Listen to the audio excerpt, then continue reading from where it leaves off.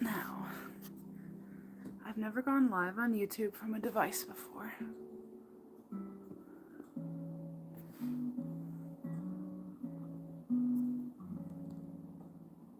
So, let's see.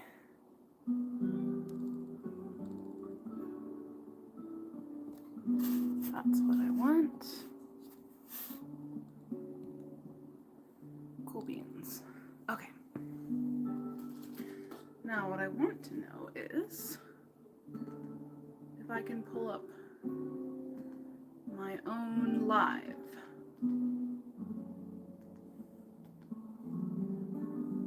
Let's see.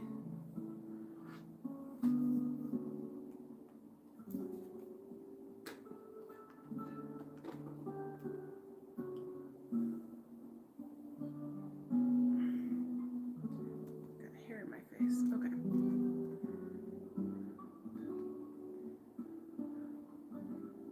Welcome, friends. I'm trying to see if I can pull up the live on my TV. I'm in the basement. And it's going to be way easier. Oh, I can. Okay, now the question is, can I get the chat?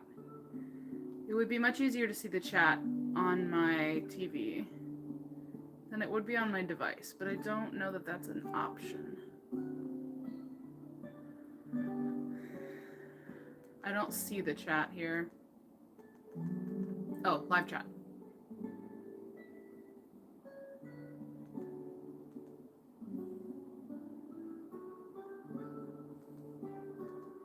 I hit the thing, but where is it?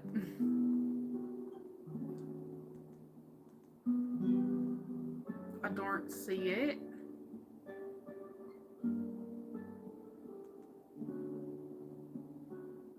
Hey, if you're watching, do me a favor and say hey in the chat. I'm trying to see if it will pop up on my TV screen.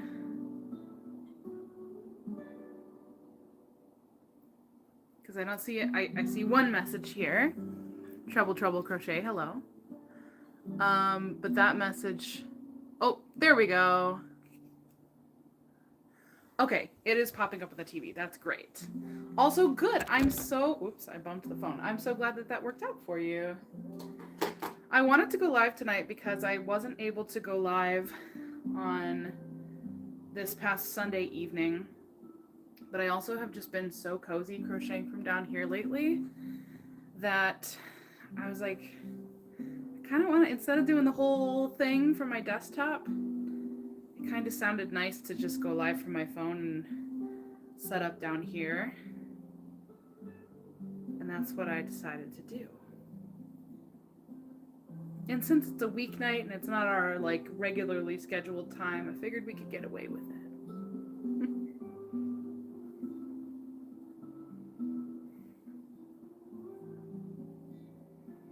So, we are working on Christmas presents. You will see more of this project in the next probably couple of upcoming vlogs.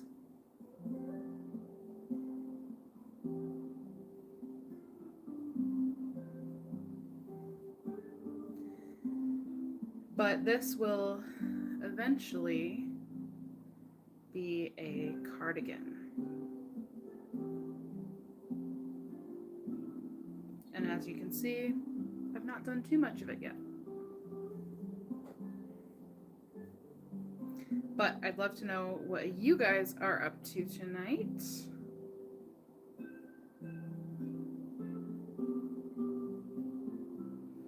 I've got two sleepy, cozy kitties on the couch next to me.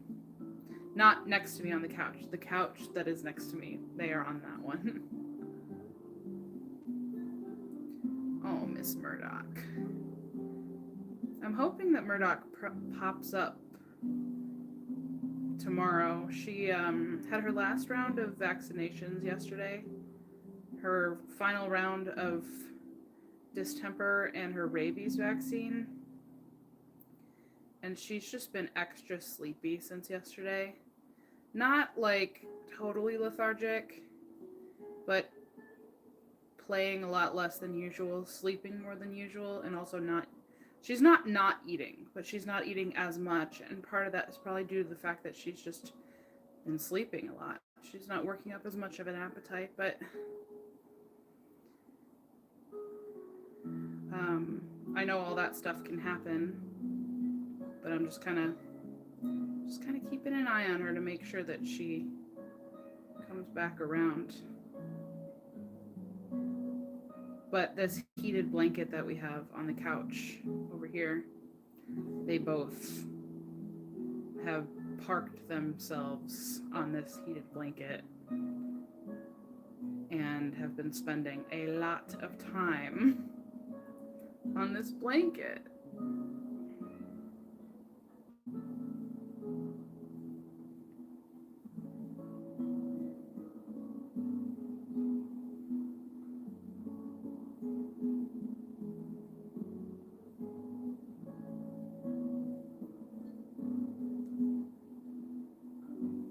So I'm currently working on the main body of this cardigan, and it's just a 2-row repeat.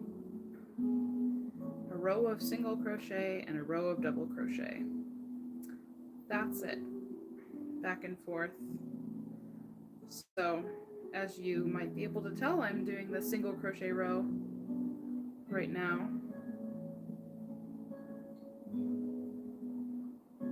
For the size I'm making, I need to get to I need to finish 41 rows total of this before I'm moving on to the next portion. And I think I'm on row 11 right now. Yes. I did, yes. If you missed, I said I'm so glad that it helped you out.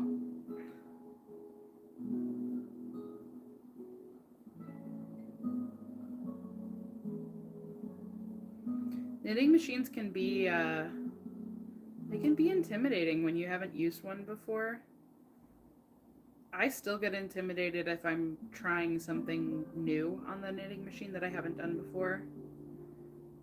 I feel pretty comfortable with making beanies and the head warmers and stuff, but anything beyond that where you're starting to get real fancy with it, that starts to freak me out a little bit.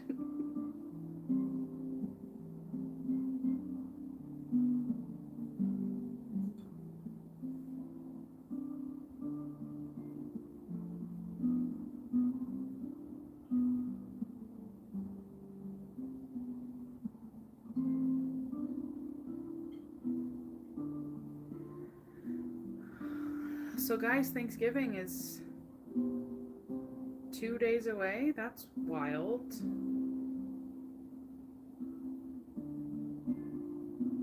I have several things that I need to prep. We'll be having Thanksgiving at my parents' house. My dad does the majority of the cooking, but I do handle a couple of the dishes, and I have taken it upon myself to add a couple more things that weren't technically on the list. And I'm probably gonna do, well, not probably, I am gonna do all the prep tomorrow, because that's the only time I will be able to do it, because Thanksgiving is Thursday.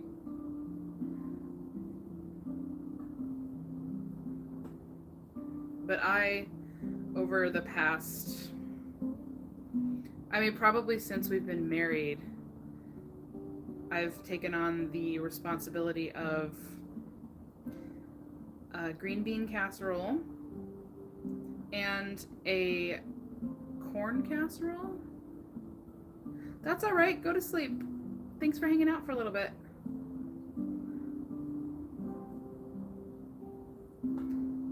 When I was a kid, I, for some reason, decided to name this corn casserole Belisa corn. It's a nonsense word. I don't know why. Apparently my child self thought that everything needed its own special name. But for whatever reason, that one stuck. So we have always called it Belisa corn in my family.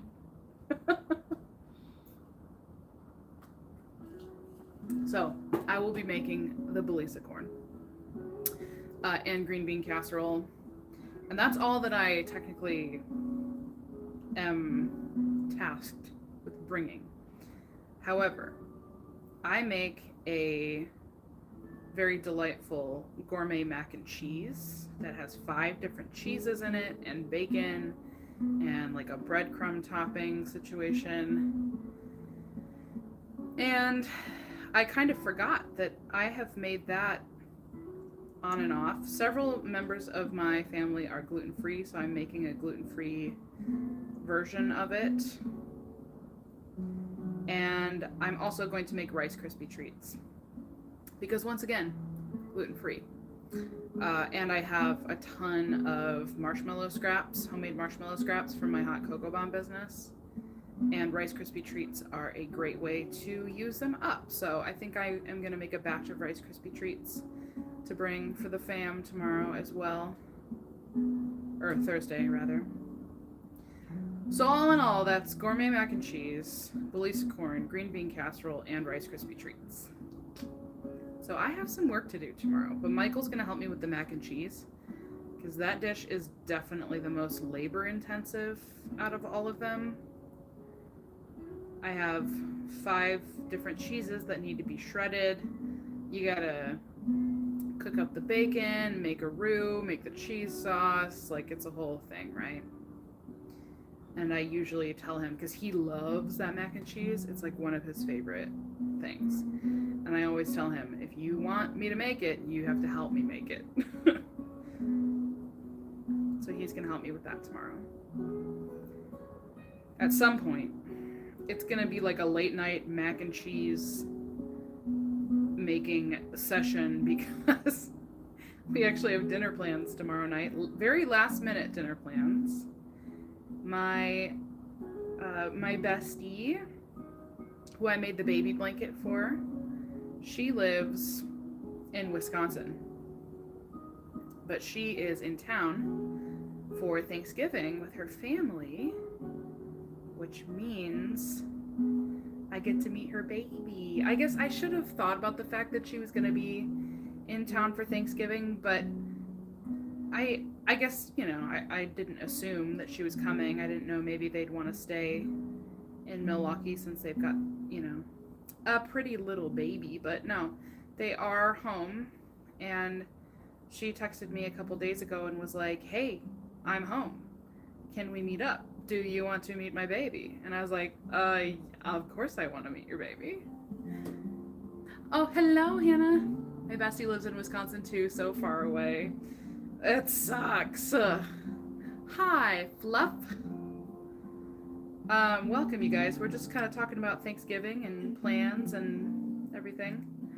So yeah, we are, and her family lives not, like even here, her family that she's visiting don't live really that close to me. So we're meeting up halfway.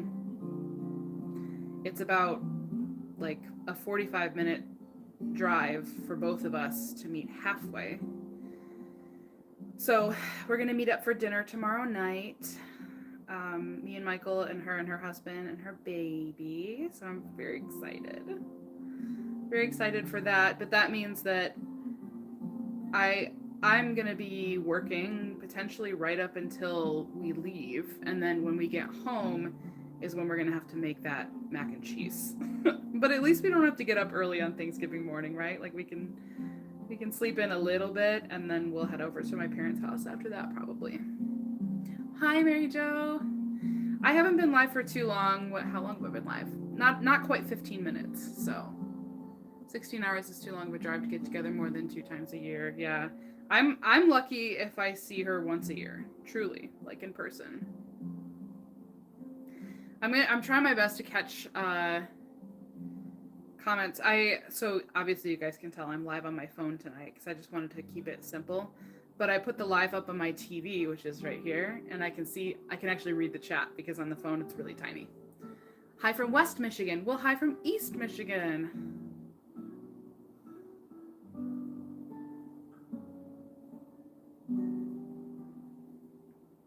So that's the deal. That's what's happening. If you guys are just joining, I was just talking about the dishes that I am responsible for Thanksgiving. We're going to my parents' house, but I will be making the green bean casserole. I will be making what has been named in our family Belisa corn. And if you weren't here when I was explaining that a minute ago, it's just like a corn casserole, but as a kid, for some reason, I named it Belisa corn. Belisa is a nonsense word, but it stuck for some reason. So in our family, it has been henceforth and forever known as Belisa corn. So I'm making that, and then I'm gonna make a mac and cheese, and it's good mac and cheese. And I'm also gonna make Rice Krispie treats because a lot of my family members are gluten-free. So I'm gonna make the mac and cheese gluten-free. I'm making the Belisa corn gluten-free. I'm not worried about the green bean casserole because I'm basically the only one who eats it. And then the Rice Krispie treats are gluten-free in and of themselves. But I have a lot of leftover homemade marshmallow scraps from my hot cocoa bomb business, and Rice Krispie treats are not only a great way to use them up, but my family loves my Rice Krispie treats. So I figured I'd make up a batch of them to bring with me. Do you know how long you'll be live? I would assume at least another hour. So a blanket is a great guess. I am not actually making a blanket though. This is going to be a cardigan. And I'm not going to get into a ton of details because I don't think that the person that this is for is watching, but just in case.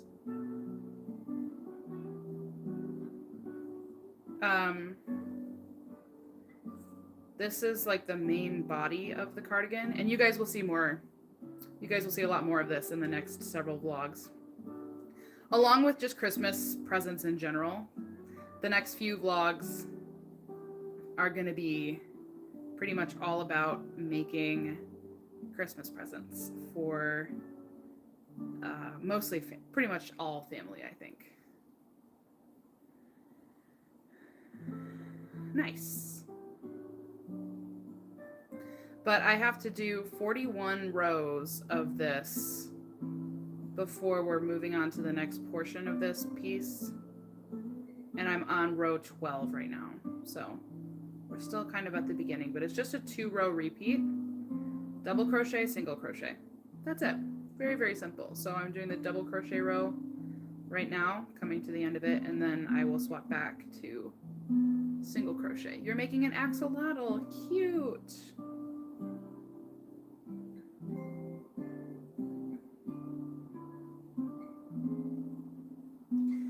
So this cardigan is really pretty. I don't want to show off a ton of it because once again, I'm just trying to make sure that it remains a surprise for the recipient, but I'm fairly certain the recipient is not watching right now. So do you guys want to see just like a little sneak peek of what will be the pretty part of this cardigan? Because this is like, it's a pretty color, but there's not really much exciting happening. Started making cup cozies because of you. Thank you. I should be making more cup cozies. I think that's what I'm going to work on Thanksgiving, because I won't be able to work on presents because everyone who's getting a present from me is going to be there. So here's a little, just a window sneak peek. If I can find it. Okay. This is going to be part of the pretty part.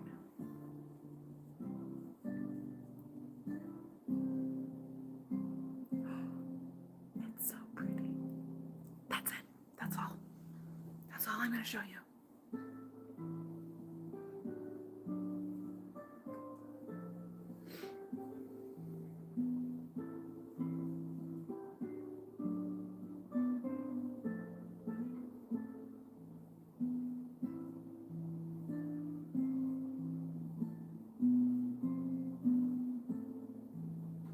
Isn't that so pretty? The part of the piece that uses those is like the star of the show. This is kind of like the canvas for everything else to shine through, if that makes sense.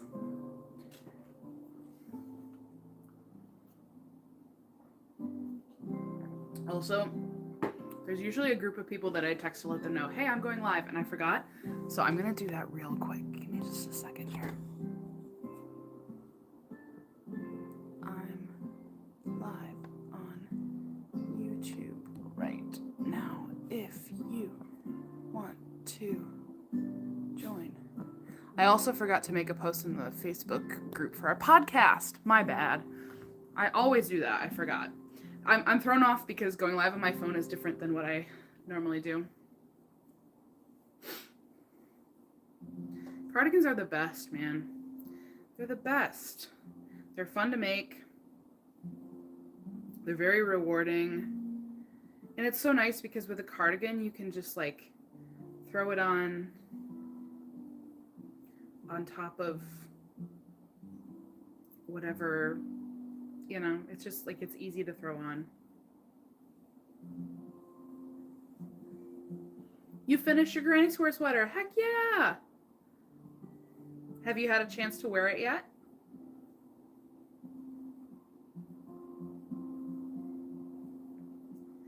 I'm actually very grateful for this YouTube channel because I feel like it forces me or pushes me to wear my crochet clothes more often, because I'm like, well, I want to wear it on camera because it's cute, and I know of all people, you guys will appreciate when I wear my crochet clothing. So I have definitely been wearing more of my stuff since I started recording vlogs.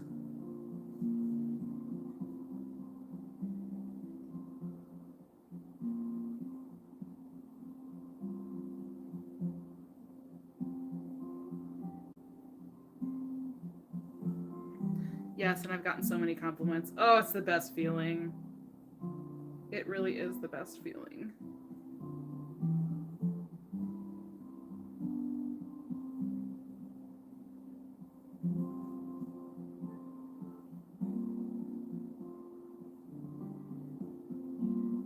My music was supposed to be on shuffle, but it's clearly not. My bad. Just 2 large squares, but it's beautiful. Oh, I love that style. I love that style. So that's one more thing out of the whip pile, yeah?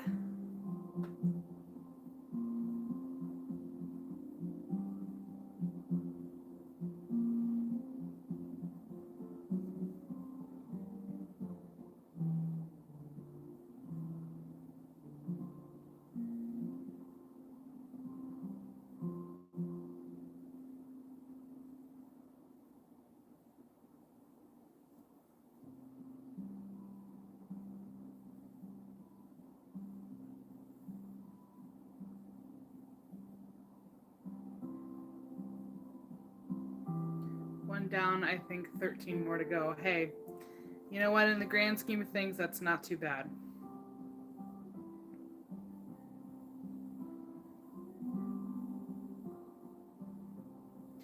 I think I have 2 whips going right now, which is just about where I like it.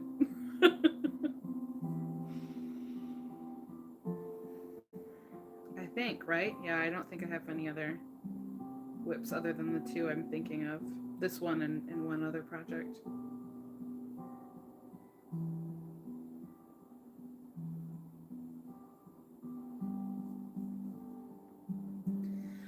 I believe, Mary Jo, I think I have this all turned on. I think you can actually make a post in the community tab. So if you go to my channel and then hit the part that says community, I believe you can make a post there and share a picture.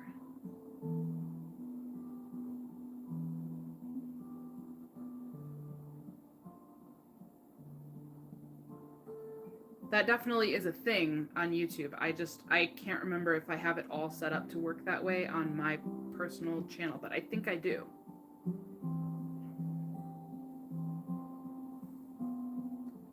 Hello, hello. I'm late, but what are you working on? I am working on a cardigan right now. The This is sort of like the main body panel piece.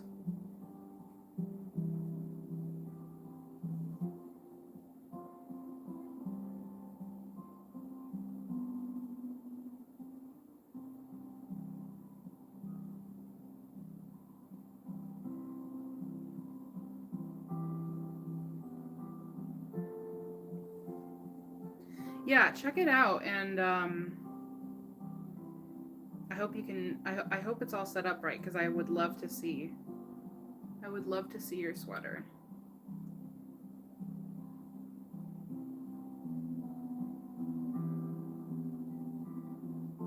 I do think it's funny, like the community tab, as far as other people being able to share pictures. I'm sure there's tons of different niches and scenarios where creators on YouTube would want that. But I think specifically in the crochet world, we probably use that function for one thing and one thing only, and it's sharing pictures of the stuff that we've made. And honestly, I think that's great. Like, I love that we have a way for you guys to easily share, like, hey, this is this thing that I finished that I've been mentioning in comments or in lives or whatever. It's the first time I've actually caught a live. Well, welcome. I'm glad you could make it.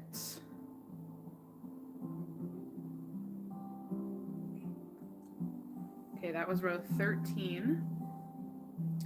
So the way that this cardigan works is it folds. You can tell it's for somebody a little smaller. So this is like the opening in the front, and it wraps around the back, so it's all one long piece.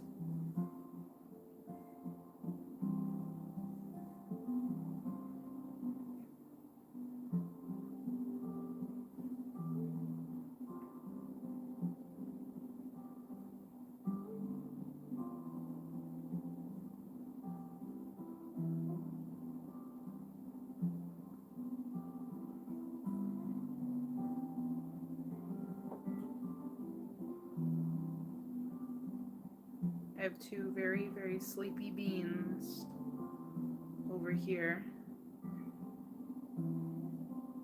We have a heated blanket draped over this love seat, and they are loving it. They're curled up.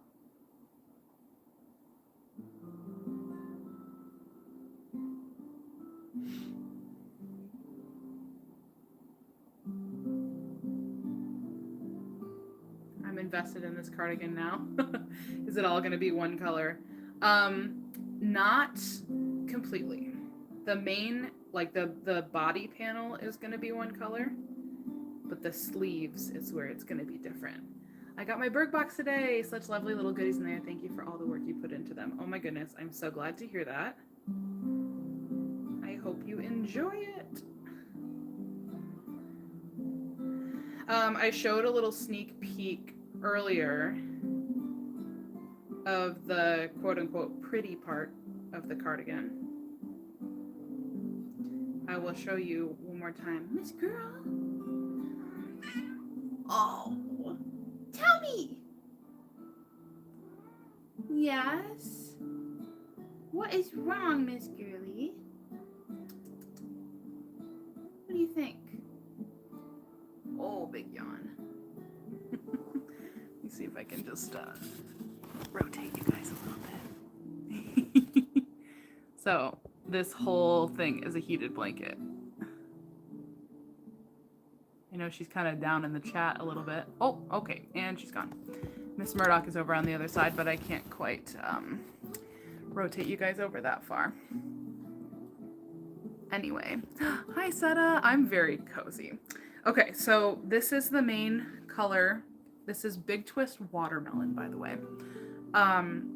And this is for, I don't want to say exactly who it's for, but it's not for an adult. Someone smaller, okay? Which is why we're doing a very bright color. But the sleeves is where it gets really pretty and interesting, okay? So here's your little sneak peek of what the rest of this will be. Ready?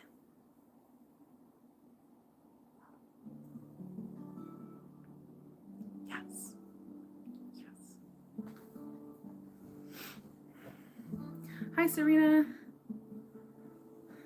Mother, I crave attention. I'm sure she'll be back. She went upstairs probably to eat some food or something. She'll probably join us again. Murdoch, however, she's wiped out. Murdoch had her final round of vaccines yesterday. She had her third and final of distemper series, and she had her rabies vaccine.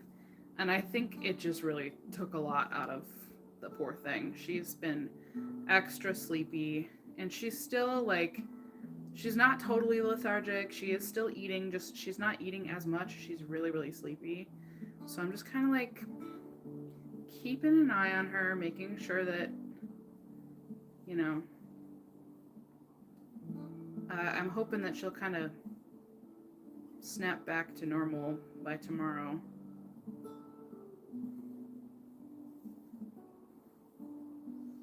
Hi, Rhea.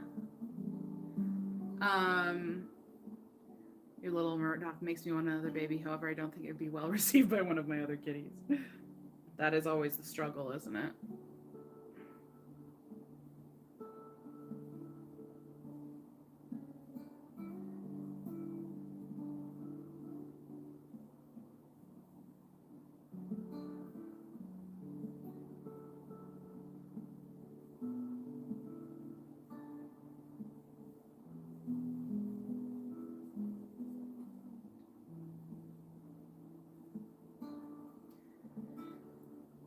You guys, Thanksgiving is 2 days away. How did that happen? Are you guys ready for Thanksgiving? Are you hosting Thanksgiving? Are you going somewhere, or do you not have any plans? What's the deal, guys? What are we doing for Thanksgiving? Or are you watching from another country and you're not doing anything for Thanksgiving?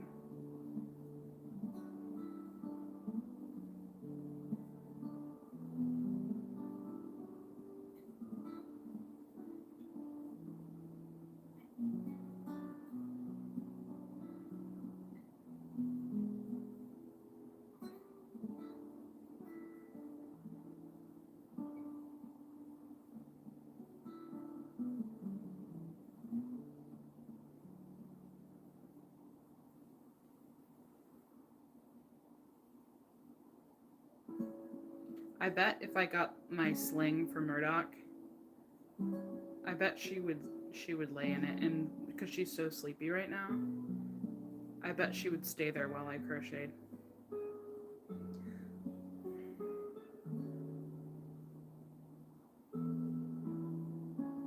Oh, Mary Jo. If you lived close by, I would say, come on over. I'll be joining my daughter at her in-laws' home. That's nice. Going up to Minnesota for at least Thursday, Friday, but then have to try and beat the snow back home.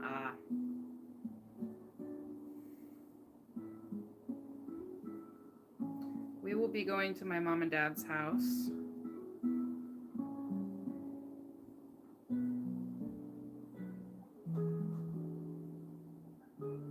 And I have a few dishes that I need to make. I'm gonna prep everything tomorrow. Miss Donkey. Come here. She came back downstairs. I'm trying to get her to jump on this couch.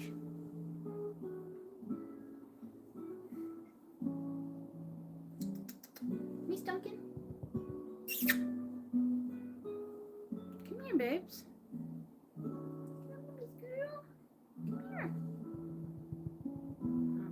Do it, are you? It's like she knows. She knows she would be on camera. Last time she did this, she popped right up here and climbed in my lap for a while, but now, because I'm live, she's not going to do it. Good evening! Driving from Oregon to Seattle for Gathering of Children from San Diego. Nice! Hope everyone has a happy Thanksgiving. You as well. I'm in New Jersey, it's been raining all day. It's been raining all day in Michigan as well. Just kind of a gloomy day today. It's not raining anymore, I don't think. But yeah, the majority of the day it rained.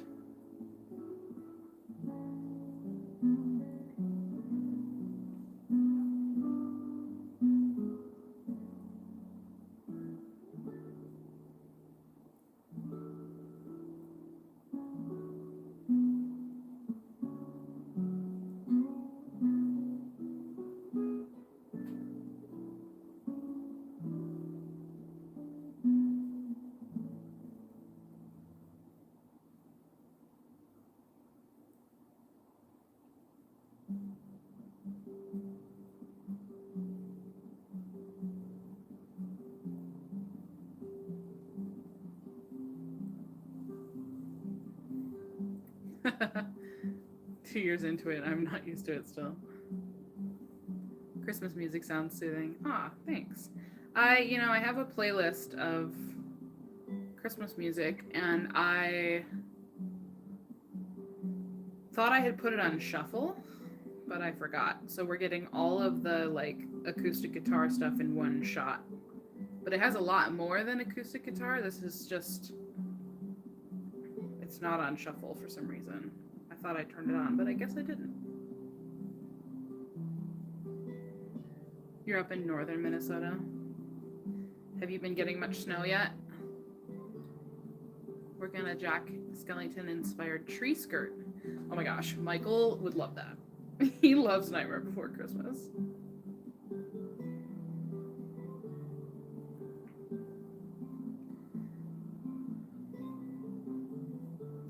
These couches that we just got, they're not new, but they're new to us.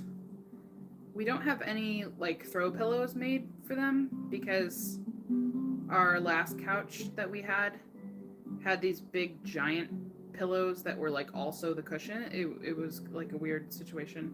So we didn't really have like smaller throw pillows. And the basement is kind of Michael's area. Like I have given him free reign to decorate this with all his like nerdy stuff that he loves. Hence the giant birds aren't real flag in the background, if you can see that.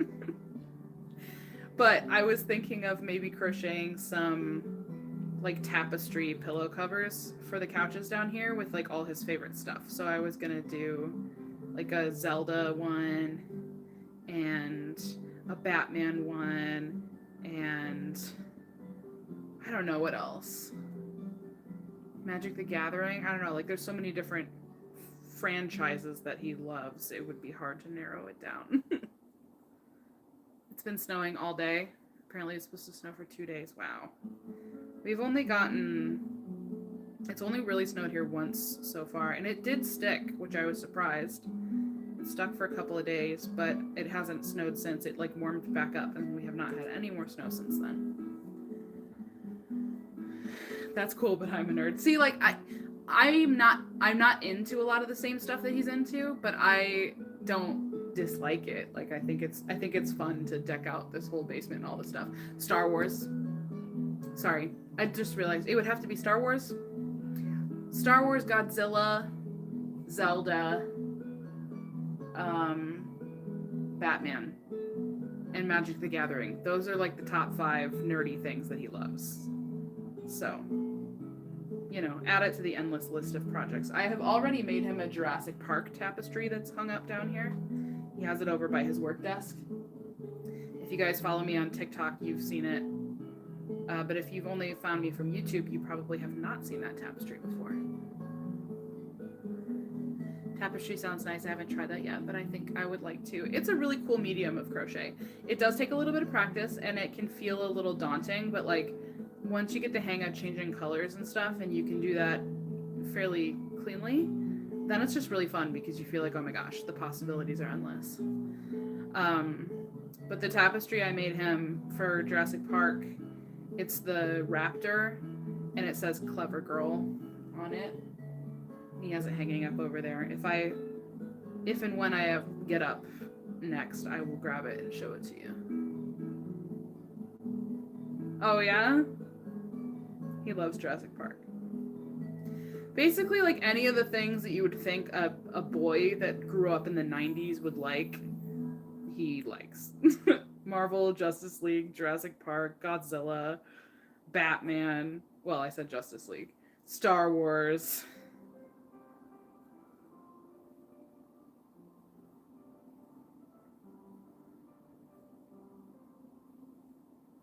All that stuff.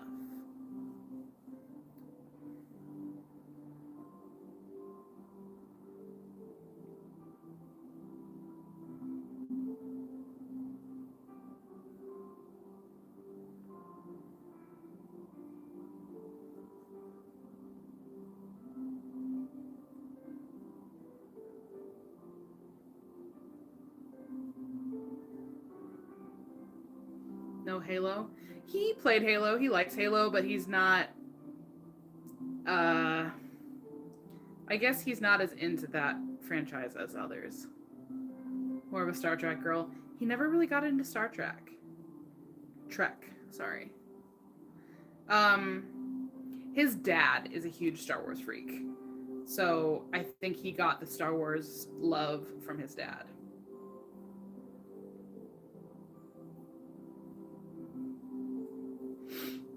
I gotta rearrange how I'm sitting. My neck is hurting.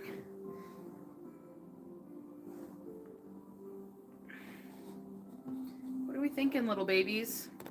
Oops, sorry. My bad.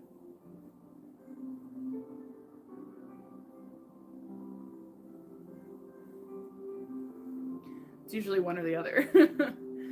He doesn't go off on tangents about how the game designers that took over the series absolutely ruined it. He does not. But he goes on plenty of other rants, so I'm sure that he makes up for it in other ways. I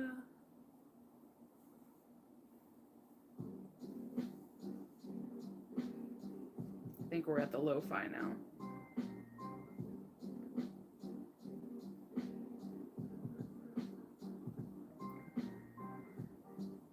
Big Harry Potter freak. I don't have a whole lot of like series or things that I was really into growing up. Like the only thing I can think of is like the Nancy Drew computer games. I was super into those, but that's not as like widely known as like Star Wars or Harry Potter or whatever, you know, like it's a little bit more of a deep cut of culture from that era.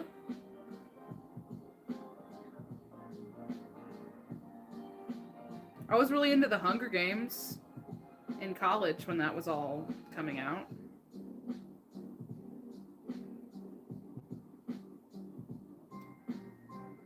At least once a day, it's the Halo rant, and if he hears the app name for the clock app, it's Endgame. Oh no.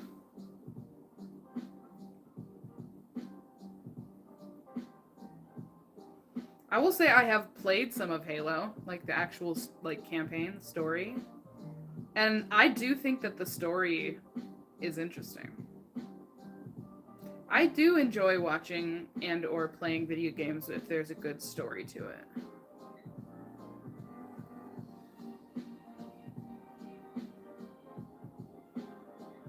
I have not read the newer one, Sunrise on the Reaping. I did read Ballad of Songbirds and Snakes on our last cruise. Michael bought the book for me, and it sat for the longest time.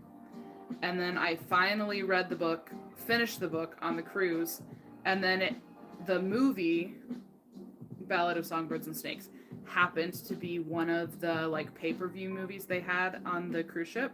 So we ended up watching the movie after I finished reading the book. But now I feel like I need to read Sunrise on the Reaping because the movie, is it out or it's coming out? Either way, I would like to read the book.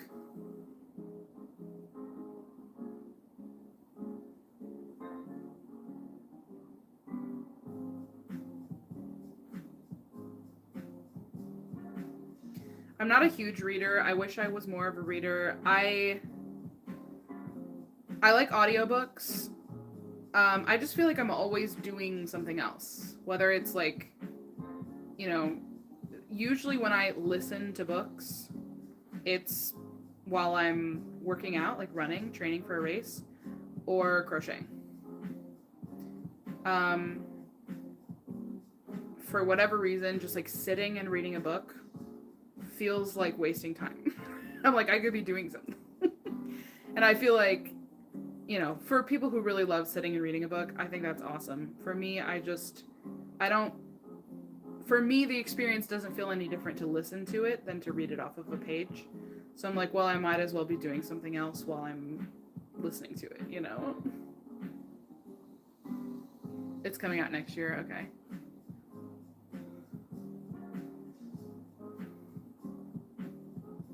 Are you guys readers? Do you like reading physical books? Or are you an e-reader person? Or do you listen to audiobooks? Or are you none of the above or all of the above? Where are we at? I feel guilty too. I'm glad I'm not alone in that. I don't have any kind of Kindle, e-reader, tablet, anything like that. For me, it's either audiobook or occasionally I will read a physical book. Too many crochet projects to waste time physically reading. That's how I feel. Like there's already not enough time in the day, in my life, to make all the things I want to make. So I'll just listen to it. I love real books. I want to feel the pages. That's valid.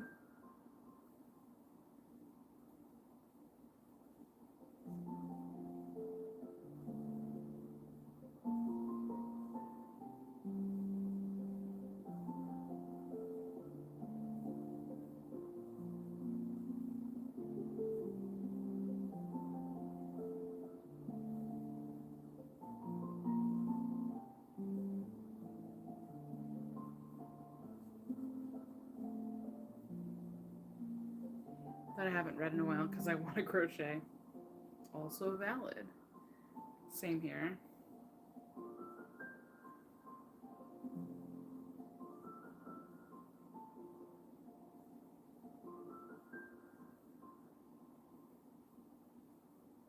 What row are we on? We're on row 16. I have to get to row 41 before we get to the next part of this. So I'm going to be at this for a little while. Plus, you can't use a bookmark unless it's a physical book. There you go. I like reader or physical book. I just like the feel of a real book. I generally will read just before going to sleep after I spent my day knitting or crocheting. That's smart. I wish I was that kind of girl, to be honest. I wish I was like, oh, okay, I'm done for the, done with everything for the day. Let me read a few pages of my book before drifting off to sleep. And I've just accepted that that's just not who I am. It sounds so lovely and romantic. But unfortunately, it has not really ever been my reality.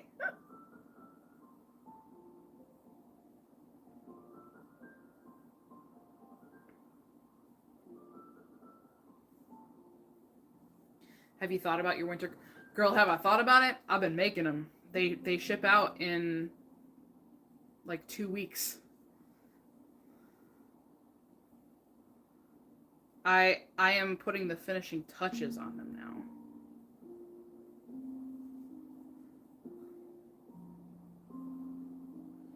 Only hardcover books. I'm scared of paper books because they crease so easily. Yeah. I always found myself getting annoyed when a book would get messed up from me reading it. I was like, I want it to stay nice and pretty.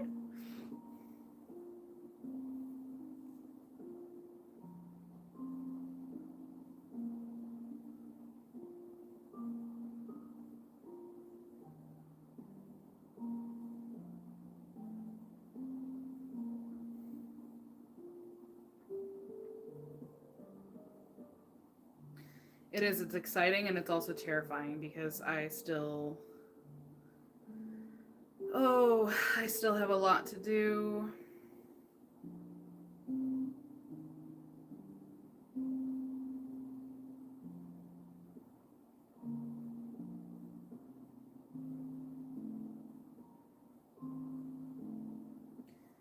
I still have a lot to do. But we'll get it all done. I am going to feel so much peace and relief when winter Berg boxes are finished and shipped. The vlogs for the subscription boxes are my absolute favorite, IDKY. Aww. They are fun, and I will say, for the winter box, I've been stockpiling clips over the past 3 months of designing, making, like, so I have more of the process this time around than I have for the summer or fall boxes. So that's exciting because I really feel like I captured the whole thing start to finish. That's why I have like 2 sets of my favorite books. Ones I read and ones that can't be touched. Dang, that's legit. Maybe my goal should be to get to selling crochet stuff to get a subscription box. I need to sell crochet so that I can afford more crochet. I feel you.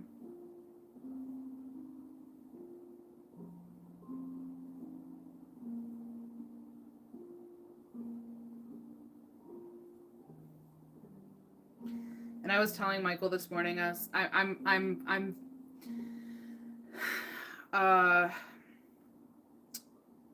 conflicted because I'm making a certain number of winter Berg boxes, and it's a bit more than the amount of active subscribers that I currently have, right? So I want to have extra for more subscriptions that come in. And I'm always a little bit worried that I'm going to get stuck with a bunch of leftover boxes. And I will say, for anybody watching, there's still a tiny bit of time before the window closes for fall Berg boxes. And I, at this moment, have, I think, 4 or 5 left. So, but I'm afraid that I'm going to get stuck with winter boxes because of how many I've planned to make and how many active subscribers I currently have. So I feel like I should be doing this big push on Meta, right? Like I did that Meta campaign for the summer boxes, and it worked really well. And so I feel like I should be doing that for winter, especially like leading up to Christmas, because people are looking for Christmas gifts, and this would be a great time out of all the times of the year that I could market my subscription box. Coming up on Christmas would be the most ideal time. However, first of all, I don't know when I would find the time to like record and edit and do this whole campaign and set it up and take all the time to like get it running properly. And I also, first of all, I as of right now don't even have the yarn for the winter box to be able to like show. And then I also don't want to make this campaign showing off all the items in the box when one of my subscribers will likely stumble upon it, because it does seem to push the ads to people who I know first. And I got tons of messages when I was doing the summer campaign saying, oh my gosh, I saw your ad. So I don't want to spoil what's in the box, but I feel like for strangers on Facebook who have zero trust and loyalty built with me like we have, they are not going to be okay with like, it's a subscription box and there's cool stuff in it. Like they're going to want to see exactly what they're paying money for. You know what I mean? So I feel like I have to show the items. So I just don't know what to do. I feel like I should be taking advantage of this season to do marketing to make sure that I don't get stuck with a bunch of leftover boxes, but I just don't know how I would go about it in a way that I would have time for, that would show everything it needs to show and wouldn't spoil it for everyone. Unless I just like put a verbal disclaimer at the beginning and say like, if you're one of my subscribers, keep scrolling, this isn't for you. Ugh, goodness. I actually just recently found you on YouTube and I binge watched everything you've put out there. You are just so relatable. Love your channel. Oh my goodness, that's so sweet. Thank you. I'm glad you found me, and I'm glad you made it into this live. Oh my gosh, what a great question, Rachel. I actually wanted to make a whole video on making stuff for Operation Christmas Child, and I just did not have time this year with everything going on. But I actually want to make that a whole vlog next year. I want to crochet stuff for the shoeboxes. Right. Well, like I could do that, Rhea, but I just feel like for total strangers, if they're gonna spend $60 on a box, I feel like they're gonna want to see the actual items in the box. I don't know.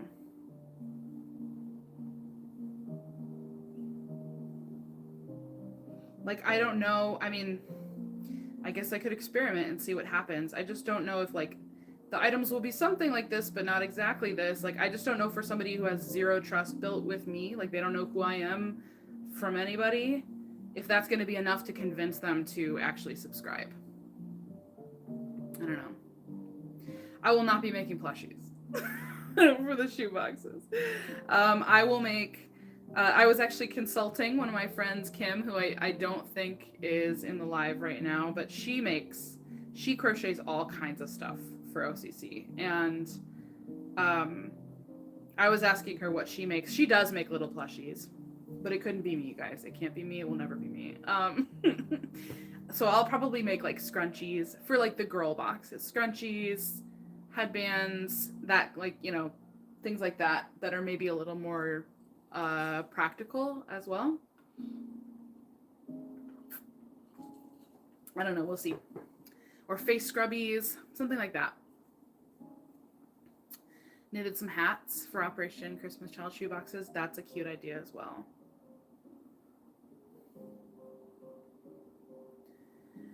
See, that's why the duo of Crochet Baes is so perfect. Both types of crochet. Exactly. Exactly. We are both sides of the crochet coin. That's right. I ordered my subscription box after seeing on your channel what goes into them. I love that. And that's the kind of, like, that's exactly what I'm saying. I think, like, for somebody who's watching my YouTube videos and, like, you know, we get to know each other a little bit. You get to know me as a person and my personality, and you see what all goes into the boxes and everything. There's a little more trust that's built there. But for somebody who's just seeing, like, a 30-second or 60-second ad on Facebook, and to them, I'm not necessarily, like, I tried to really convey this in the ad campaign I did before, that, like, I'm not this faceless big corporation. Like, hi, my name is Jessica. I have a little spare bedroom. That's where I make everything. I make everything with my own laser and my own hands, and, like, you know, this is who you're supporting. So I try to convey that in the ad, but for somebody who's just encountering me for the first time, you never know what their reaction is going to be. As a subscriber, I don't mind spoilers. I will forget by the time I'm opening. I'll forget too. That's funny. I will say, without spoiling anything, I am very excited by each and every item going into the box for the winter box. It's really gonna be a special one, and I'm very excited.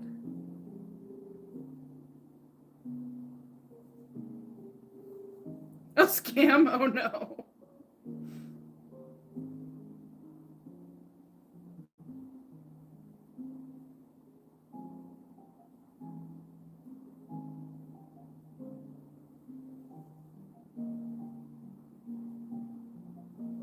This whole thing is actually just a really long con, and I'm just a scam artist who's playing the long game. I learned to crochet and everything.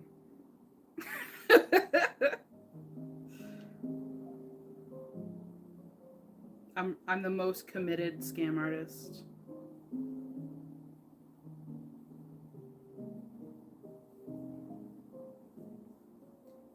The winter boxes go out December 10th, which is coming up really fast. It's always the 10th of whatever month they're going out, so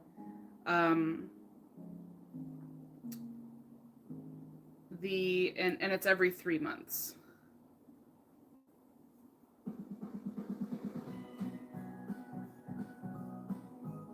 So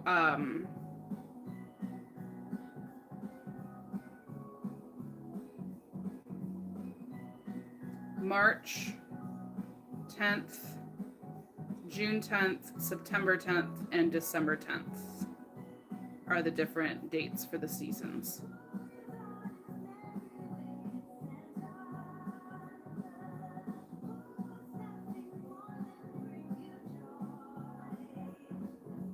No, I won't be done with hot cocoa bomb season until Christmas, basically.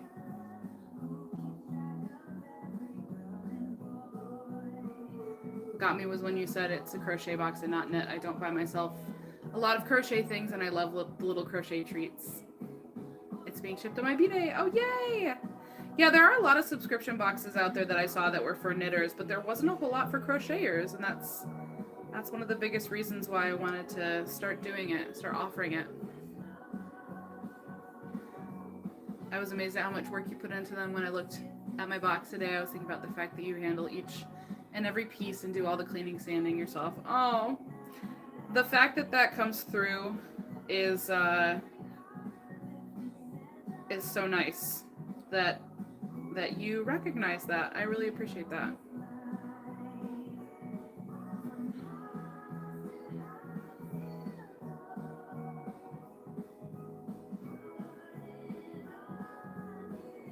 I am really excited to like once we get through the holidays and into the new year. I've learned a lot over this past year. So like 2025 was the first full year of doing Berg Box Quarterly, right? I did the spring, summer, fall, and winter. And every single box I've learned a lot. I've learned a lot about, you know, running a subscription. I've learned a lot about, you know, marketing it, about how to get it to where it's a really high value thing, but I'm still making a profit. I've learned a lot about how to batch make a bunch of items on a larger scale. Like there's so much that I've learned, and I learned something new with each box. And this winter box, I'm very, very excited about all the items in it, and I'm really excited with how it's coming together. But I also feel like I haven't been able to put as much... I feel like I haven't been able to fully appreciate this box because I've been so busy with all these other things on my plate at the same time. So I'm really excited to like take everything I've learned from this past year, the past 4 boxes, and sink it all into the spring box and be able to like fully like appreciate it and live in it and recognize it while it's happening. Does that make sense?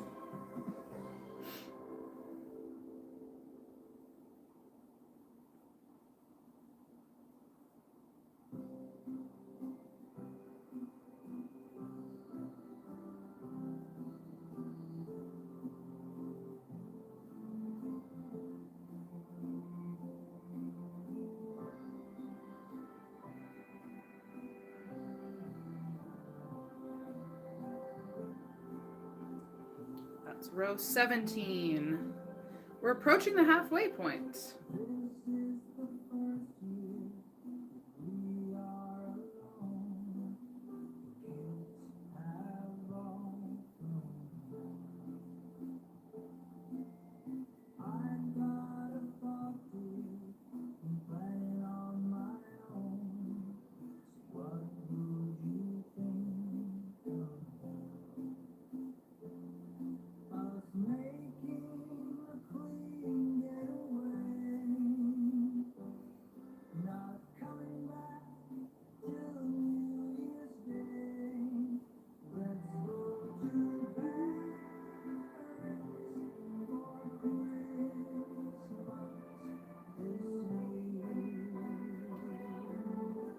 That's all right, Mary Jo. That's why we're here. We're crocheting together, right?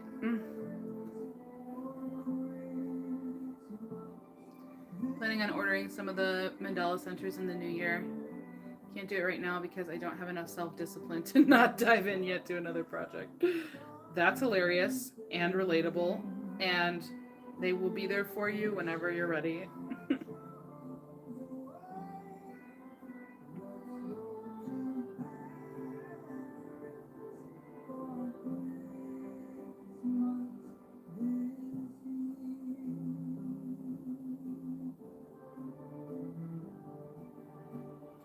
sleepy beans. 2 sleepy beans.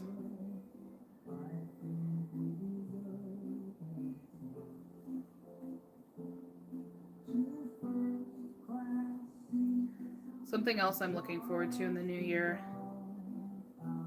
Well, other than in general, the thing I'm most excited about is having more time to focus on this YouTube channel.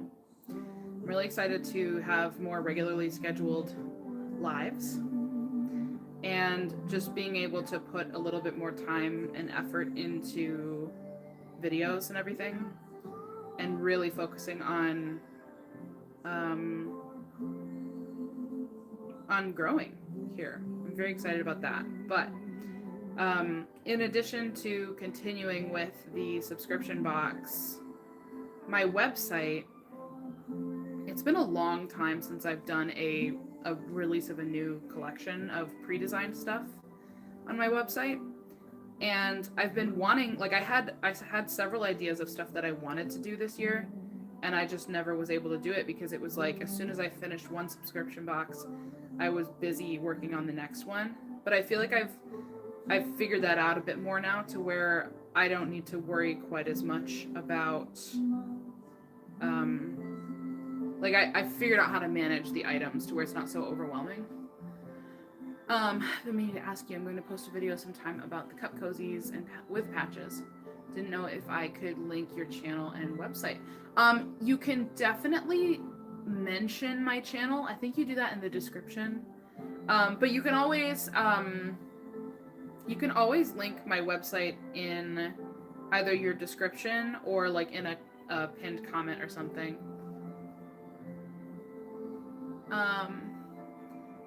Yeah, absolutely. I will never turn down a shout out. Should be working on stuff for my website, but I'm not. Had never seen anything like that until I saw them on your channel. I don't know if I'm the first person to invent the patch at the center of the mandala thing, but I mean, I will say, if somebody else has done it before, I'm not aware of it. Like, I didn't see somebody else do it and go, ooh, I want to do that. That might have been a friend initially giving me the idea. I'm not going to take credit for it and say I came up with it, because I did come up with an idea, and then I think, like, this was a separate project, and then somebody was like, oh, you could do something similar like that with mandalas. I'm pretty sure it was a friend who sort of sparked the idea at first. So I can't even take credit for it, but I don't think that, I didn't see another person making like faux leather stuff and go, oh, I want to do that too. So I think I'm the first faux leather person to do that specific type of thing with the mandalas specifically, but I could be wrong.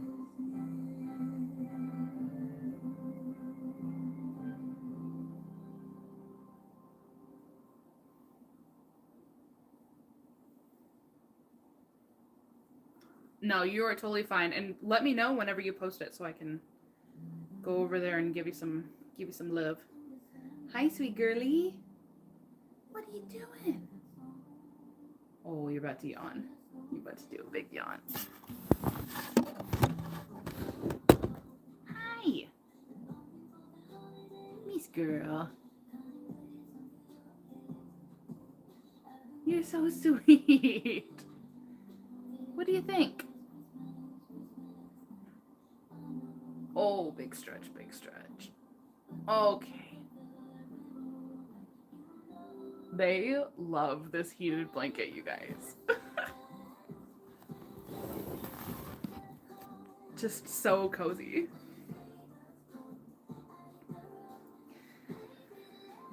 Anyway.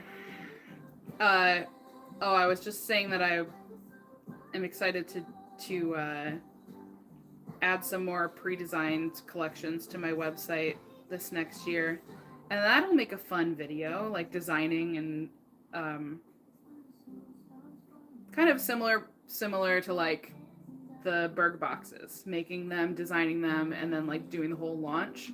But it would be with kind of the behind the scenes of like creating and launching a new collection on my website. So that'll be fun.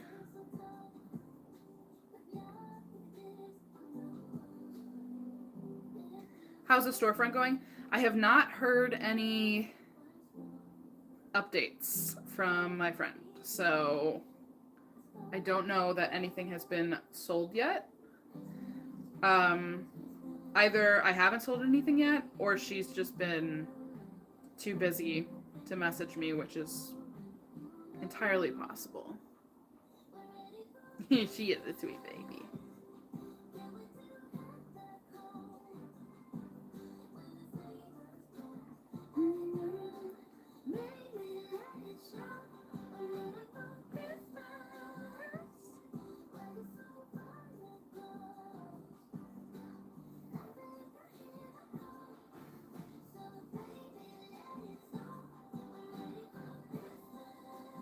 I would show you the other one, but I can't swivel my setup that far. But I'm sure I'll grab her at some point to show you guys, because she's just so sleepy. And I hope she's okay. She had a double dose of vaccines yesterday, and I think it's just hit her hard and knocked her out. But I'm like wanting to see her bounce back pretty soon here, or else I'm gonna start getting a little worried. Michael's already like freaking out. He's like, why is she so tired? Why she's not eating enough? And I'm like, it's barely been a day since she had 2 shots on the same day. Like, this is a thing that can happen. She's not eating at all. She's not sleeping completely all day. She's just extra sleepy. He just loves these babies so much, and he tends to get really worried about them.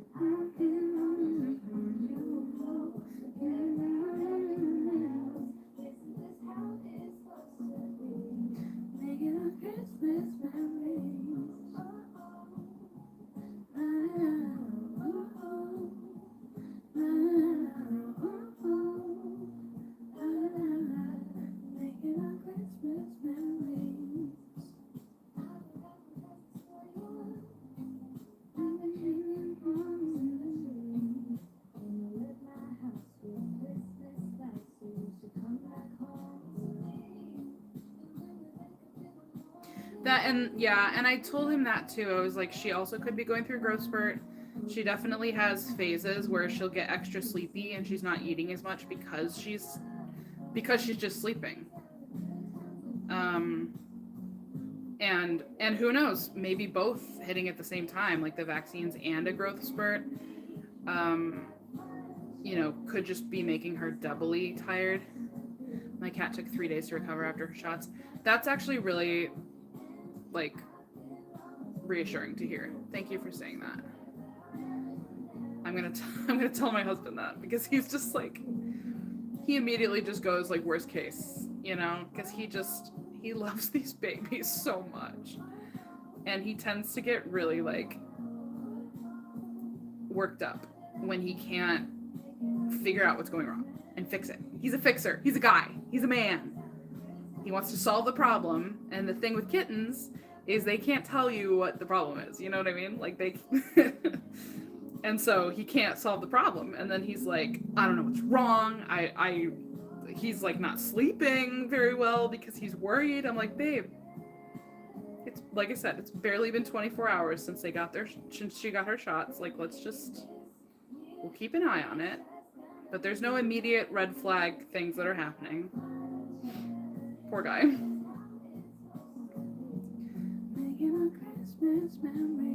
And we did just have our sweet boy Hotch cross the Rainbow Bridge, like, less than half a year ago. So I'm sure that's contributing to how he's feeling as well. I mean, I'm more on high alert about if they're okay because of, that experience happening fairly recently. So I get it. I do get it. But also I'm like, Let's not go there quite yet. Uh-oh. My recliner thingy isn't working. My button.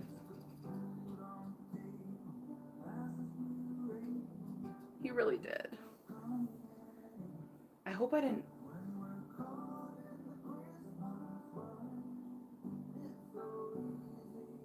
I hope I didn't mess this up. Or wait, did I unplug it?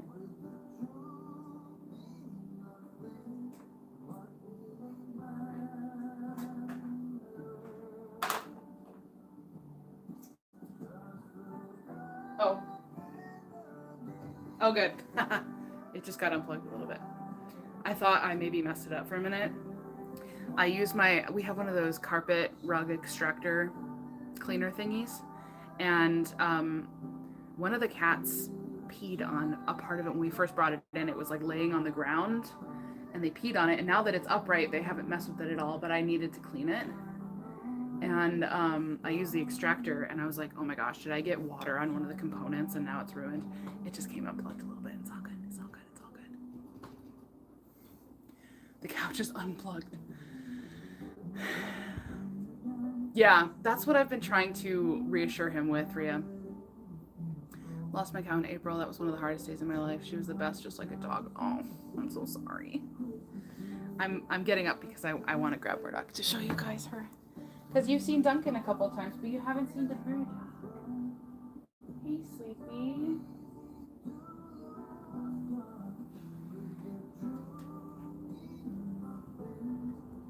Hi, my sleepy girl. You've just been sleeping all day, huh?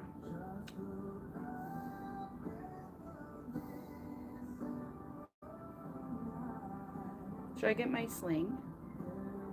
I think you might stay in your sling if I put you in it. Oh, it's a bright light, huh? It's very bright for your sleepy eyes.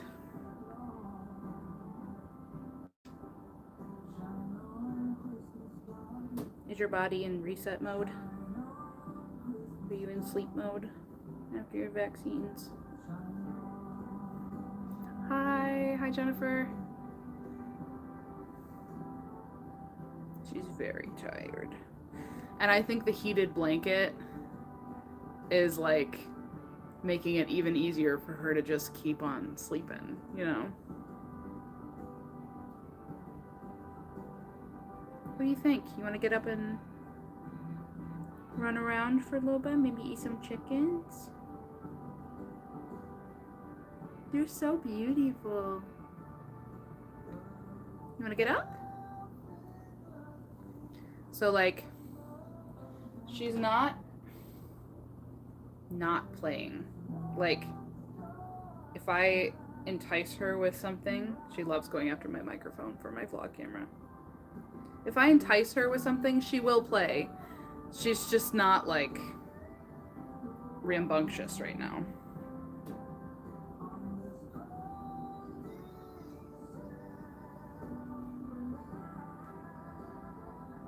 What do you think?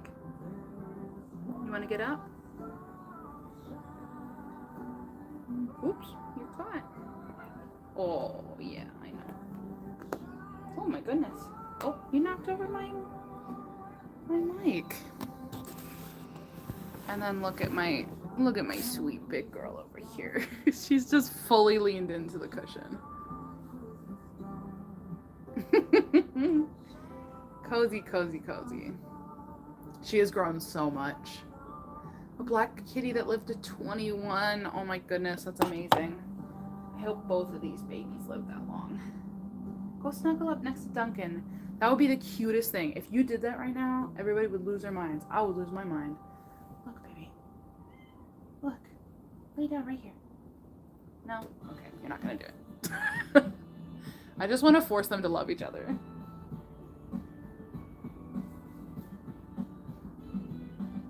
What do you think, Miss Duncan? Murdoch, you could lay down right here and you guys would be so snuggly. My boy's almost 13. Oh my goodness. Oh, these are the biggest yawns. Miss Duncan.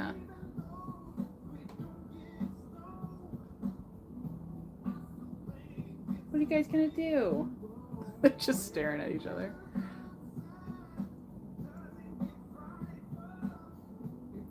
Do it, Murdoch. Do it. Cuddle. No. Oh, okay. Coming back to me. All right, back to the crochet.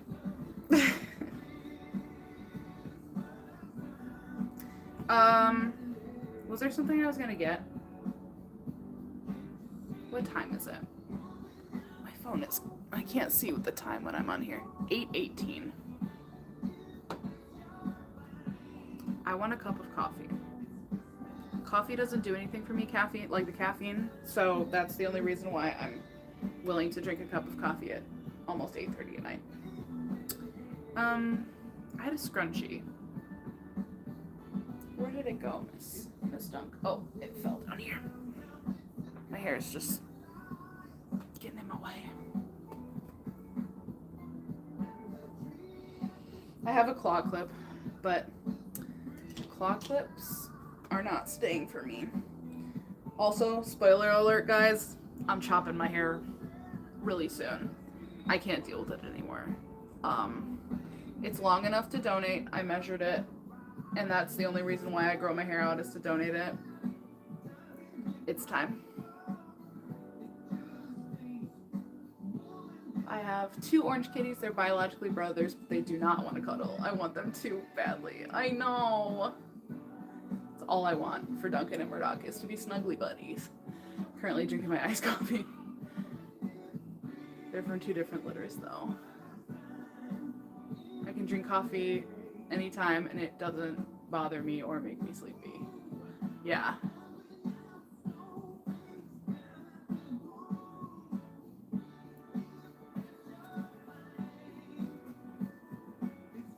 Okay. Just needed to get that out of the way. Well, hey, the cool thing about having going live on the phone is that we're mobile. We can move. So we're gonna go upstairs and get some coffee. Oh, see, this is how cozy it is down here with the lights, and you can see my live on the TV.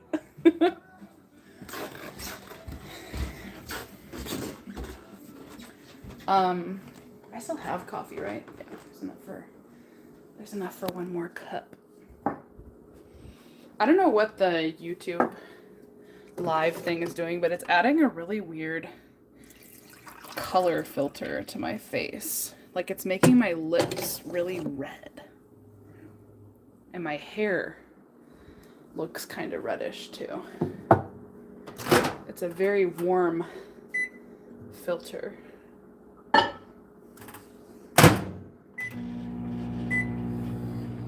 Okay. Also have 2 orange bio brothers, but mine are from the same litter and quite often cuddle together. It's actually why we got both of them. Oh, sweet babies. I can drink a venti with 3 espresso shots and take a nap. Thank you, ADHD. Hi, baby Nora. What would you like? Are you hungry? Are you hungry now? You do have some chicken. It's been sitting out for a little bit. What do you think? Should we see how you feel about a churro? I have a feeling that you would eat a churro. The eyes perked up. Come here, Miss Girl. Come here. This is starting to feel like my hot cocoa bomb lives, or my crochet lives, where I would give snackies to the kittens. Are you ready? Oh, yes. Okay, we're awake for this. No, hey, it's over here. That's just the wrapper. Come here. I know.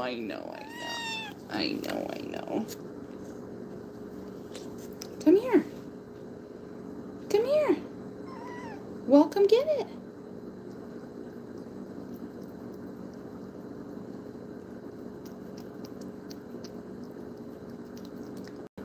And here's Duncan going, where's mine?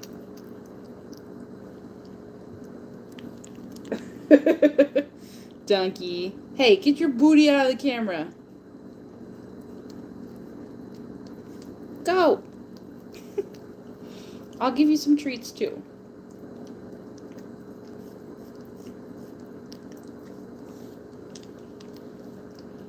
She was doing this yesterday at the vet. They gave her a churu to like distract her while they did the shots. And she just starts biting the thing. And the vet tech was cracking up. I was like, yeah, that thing's going to have a ton of puncture holes before you're done. Because she just is so impatient. She just starts biting it. I'm like, you don't have to bite it. You can just lick. Well, we know she has some appetite, huh?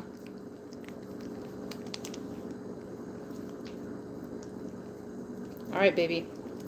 That's everything.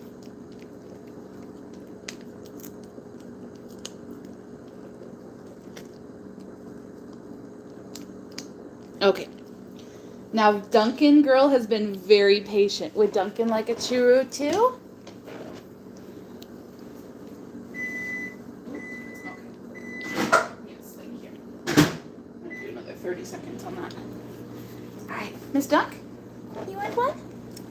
Come here. Come on. You want it? Not you. You just had one. You want? Come here, Miss Duncan. You're so patient. You're so patient and good. Here you go, sweet girlie.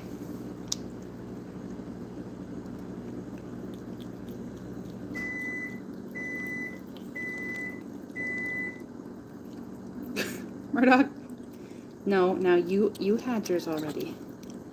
And you also have more food right over there if you want to eat more food.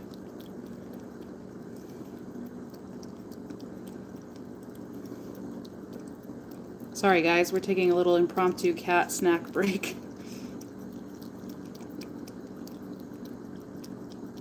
Most of you are kitty fans though, and I don't think you're too upset about it.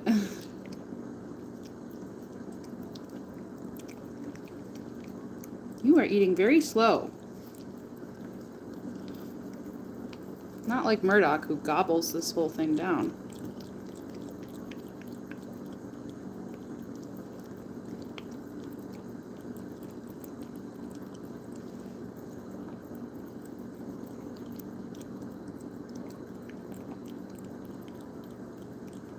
Oh, I think Murdoch just spotted herself. Yep, she sure did. No, hey, you're gonna end my live if you're not careful.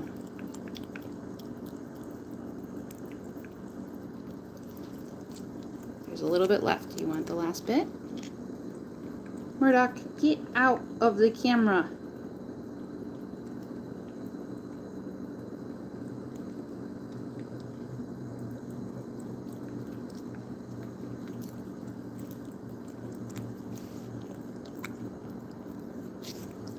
Good? Good job, baby. That last little bit. Okay. Thank you. You're so patient. You're so patient and good. Okay. Yum. Alright. Now, I would like my coffee, which, coincidentally, is a mug with 2 cats on it. And it's also a little hot. So I have these vintage Christmas mugs that we had in our house growing up. And then my mom found some of the same kind at a garage sale. And then my sister has been slowly collecting them for me so that I have a whole collection. The original ones, well, this is one of the other things she found, is this teapot. And we had the set of the mugs with this design on them. And I didn't even know until we were adults that they make a whole bunch of different designs in the same color scheme, but like different designs. So now I have the teapot, and I have a couple of the Christmas tree ones. I have this holly one. And then I have 2 of these kitty cat ones. I'm trying to pick it. They get hot in the microwave because they're old. And they were not designed to be heated in the microwave, but I have 2 of these ones too. And there's a whole bunch more designs that we have not collected yet, but my sister's always on the lookout for them so that we can add to our collection. But when it's Christmas time, I love drinking out of these mugs. They're my favorite. What do you think, Murdoch? Did that treat hit the spot? You're so squeaky.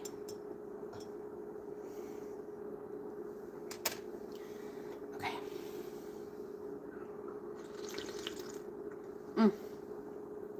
Okay, since we're up here, I am gonna take a quick bathroom break and then we'll head back downstairs and crochet for a little bit more. Okay? No. If it was Duncan, I would set the camera down and be like, keep them company. But if I do that with Murdoch, she'll probably like end the live or something with her paws. So I am not going to do that. Enjoy my kitchen ceiling.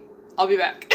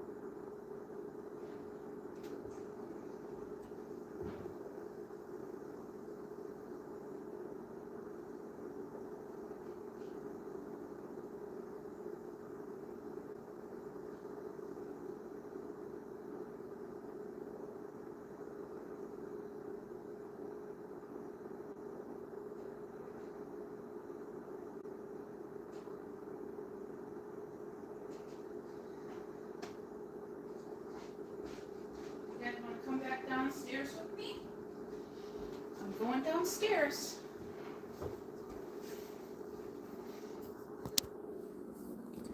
Okay. Let's go back downstairs. I don't see Murdoch, so I wonder if she went back down here. Duncan's in the hallway, so we'll see if she comes back down here.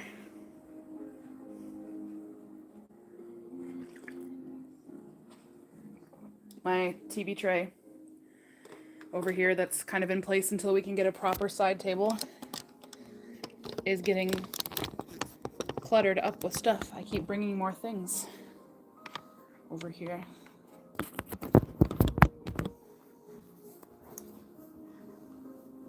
Okay.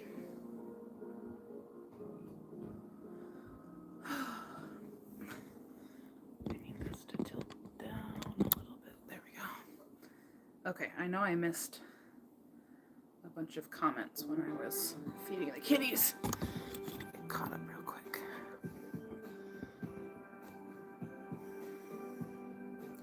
Decaf chai latte. Oh, that's sweet. I try to always have some decaf on hand for my sister. My boys love the churro bites. Fortunately, all my cats are now tired of churros. Has not happened for either of them yet. Miss having cats. Now I have 5 kids and 3 dogs. Oh my goodness. Going to watch a Christmas movie with the family. I'm sure you're already gone, but have fun if you're somehow still here. Okay. All caught.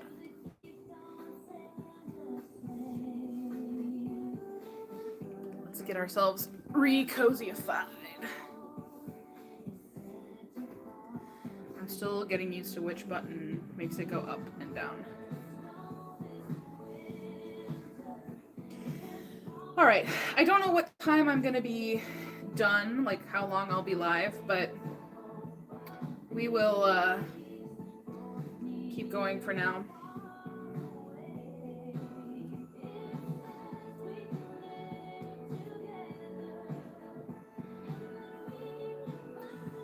Somehow I've not asked this question until now. But if you're crocheting, what are you working on? Some of you have already told me without being prompted, but if you haven't yet, I'd love to know. Okay, so we're starting row 19 right now.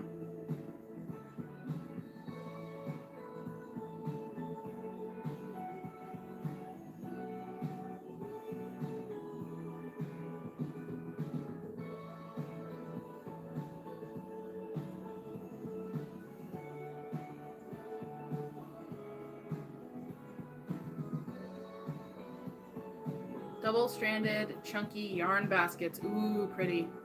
Another blanket. Lovely setup. Currently doing the last sleeve of a granny pop sweater pullover. Oh, that sounds pretty. Crocheting a hooded scarf. Not following a pattern, so we will see how this goes. I salute you.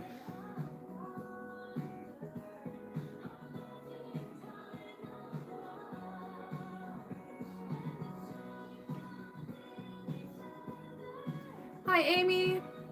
Working on a granny hexagon cardigan for one of my granddaughter's Christmas gift. Almost done, then one more to go. Look at you, cruising along. I am also working on a cardigan as a Christmas gift. Not a hexagon cardigan, though, as you can probably see. Crocheting bowl cozies for some friends for Christmas. That is such a great idea.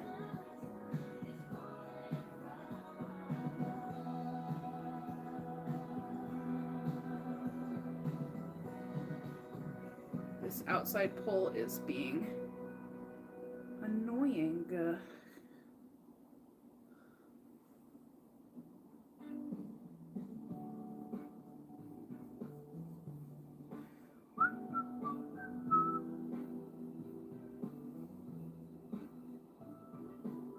Need to start my sister's cardigan. Might do that tonight using the Simplicity cardigan pattern. Very nice. Can't stay long. Need to go finish cleaning the kitchen for company coming tomorrow and have to work, so need to clean at night. Ugh.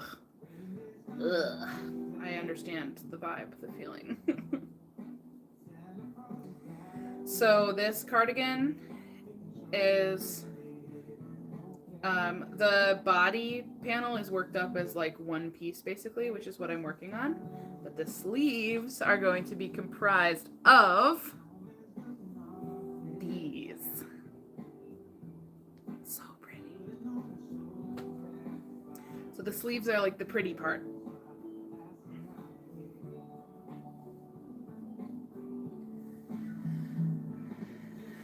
Third I've made, this time cotton yarn. The drape is better, but I have some Karen's Simply Soft I'm going to use up next. Nice. Making one of Cozy Crochet by Tasha's Bunnies. It is a pattern. It's called, I believe it's called the Flower Power cardigan.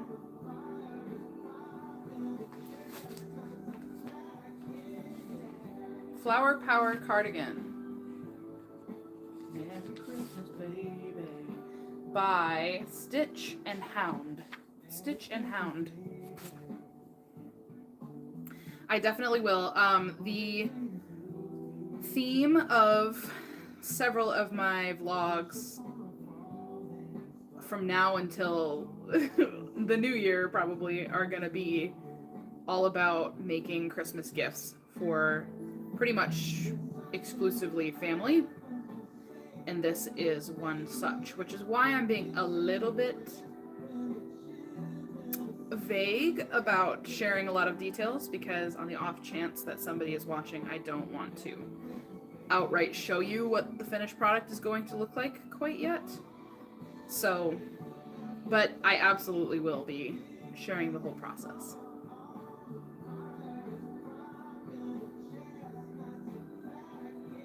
Oh no, a factory knot. Merry Christmas, baby. Although, it is nice and secure. I'm just gonna cut the fuzzies. Hi, Miss Dunk, you came back.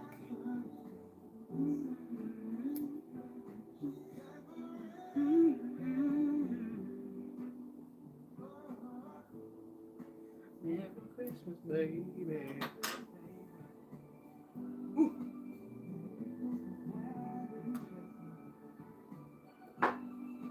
Merry Christmas, baby. Merry Christmas, baby.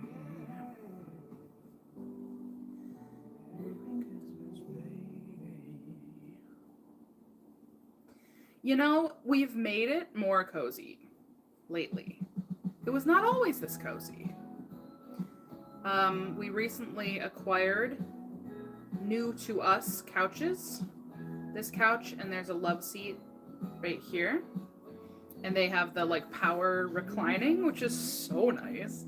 I've been wanting to spend all my time down here from the fact that I have these power reclining couches and the cozy string lights, which I know you guys can't see at this current angle, but I've shown it in the vlog before, the string lights.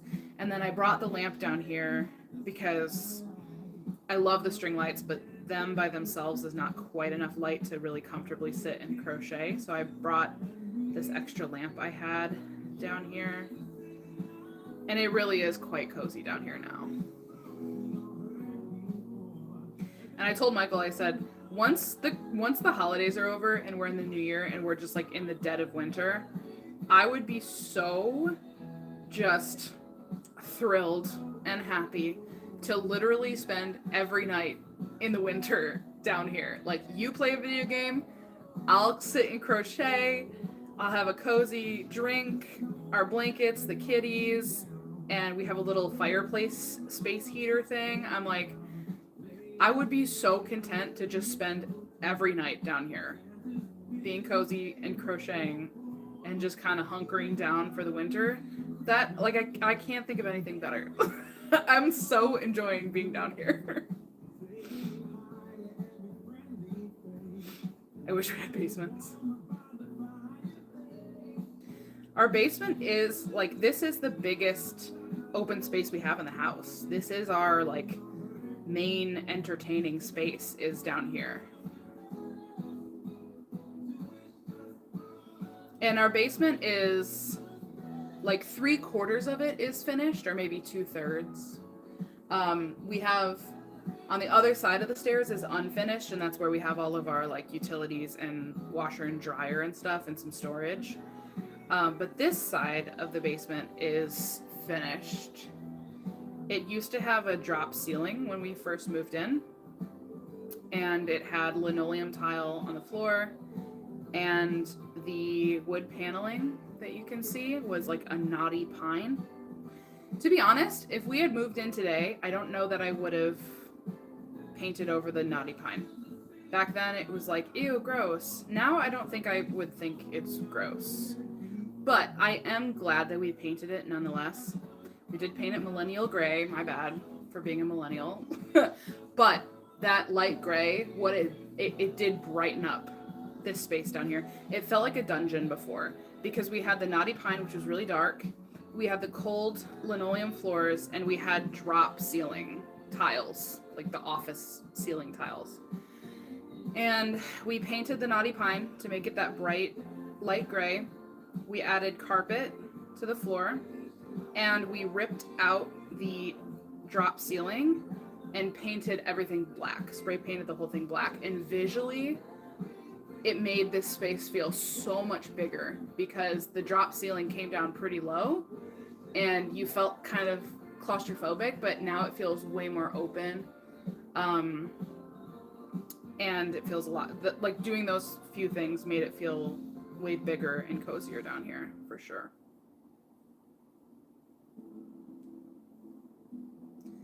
Much less dungeony.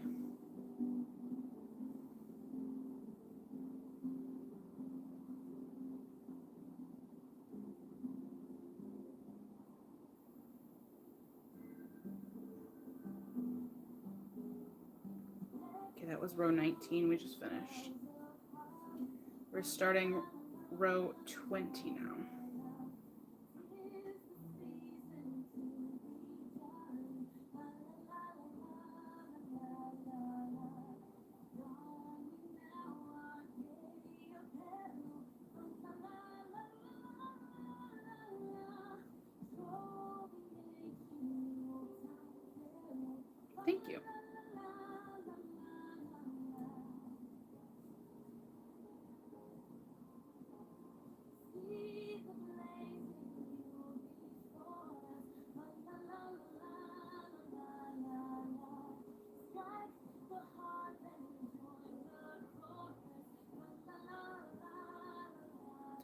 Have I reached the halfway mark? Almost. I have to do 41 rows and I'm on 20 now. So I will basically be at the halfway point when I finish this row. You as well, Seta. Thanks for hanging out.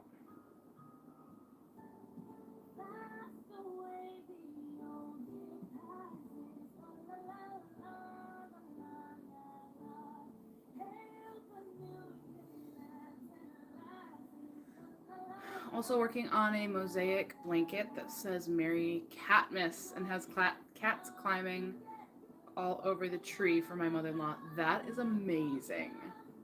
I want to see that. That sounds so cute. I'm going to be listening and checking in while I clean, but away from keyboard. Took a crochet break and have to now force myself to go be productive again. Amy, I'm proud of you. You can do it. You're going to feel so much better when it's all done. The hardest part is getting started. Once you get in the zone, you'll be in it. So I was telling Mary Jo earlier that there is an option for you guys to share pictures. If you go to my channel and hit the community tab, you should be able to post pictures under that community tab. I need to go in and double check and look at it and like make sure everything's set up properly on my end for you guys to be able to do that. But that is a feature. And I'm pretty sure I have it set up to where you guys can do that. And that's literally basically what I plan on using that feature for, is like, show me your projects. Show me your stuff. I want to see it.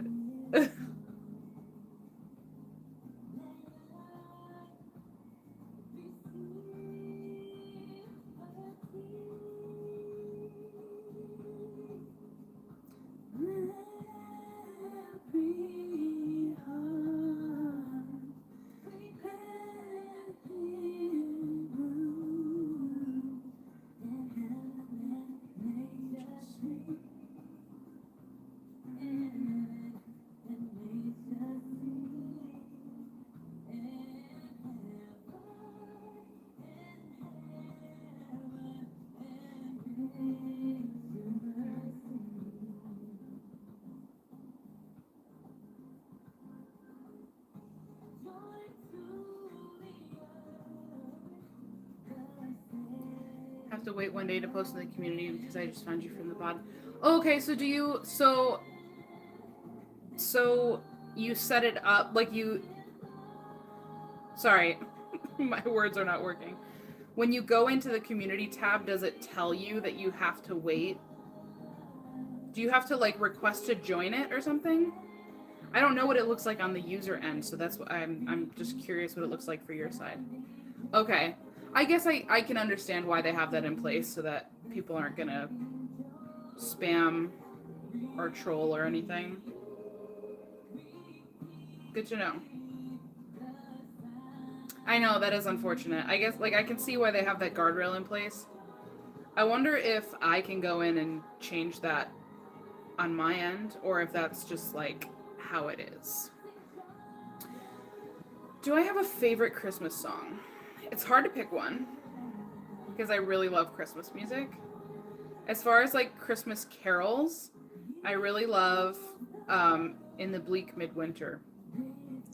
I really like the melody of it. Yes, please do. I really want to see it. Are you like a good way into it? Are you almost done with it, or do you still have a long way to go? I imagine that's a project that takes a decent amount of time. I'm gonna try this week while I'm cooking to finish some of my whips that are almost done. Yay! I believe in you. More than 3/4 done. Oh my goodness. You're in the home stretch. You must be so excited to get that thing done.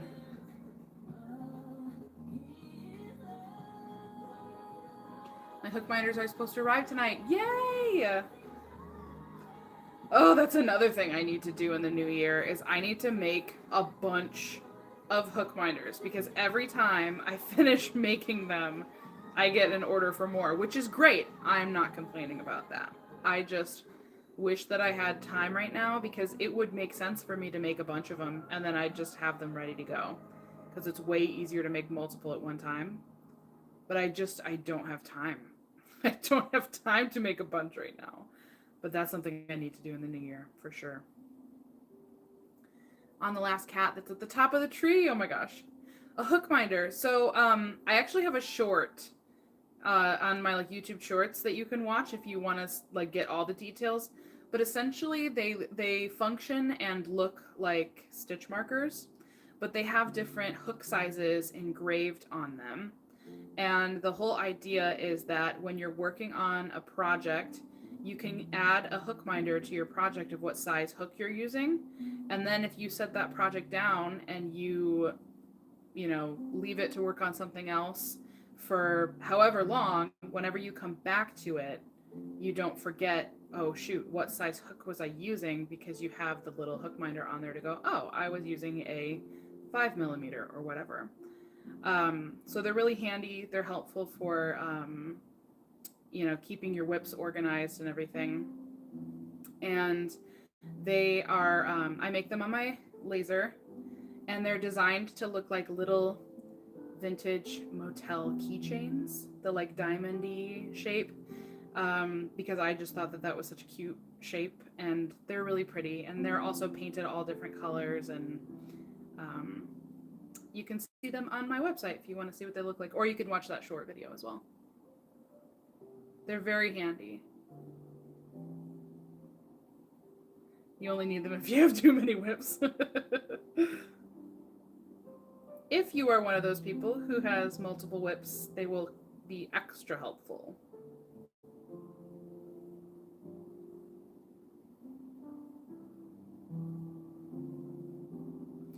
And I make them in a couple different options. So I have a set that is for smaller hooks. So if you typically work with smaller hooks, it goes from a size 2mm up to a size 5, I believe. And then I have a larger set if you normally work with larger hooks, and that goes from a 4mm all the way up to 10. Or I have the complete set where you get everything from 2 all the way up to 10 if you use a big variety of hook sizes like I tend to do.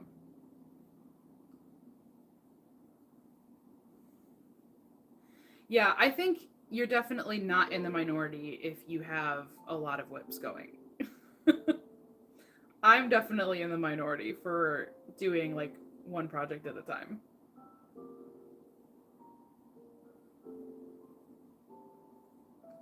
Okay, row 20 is done.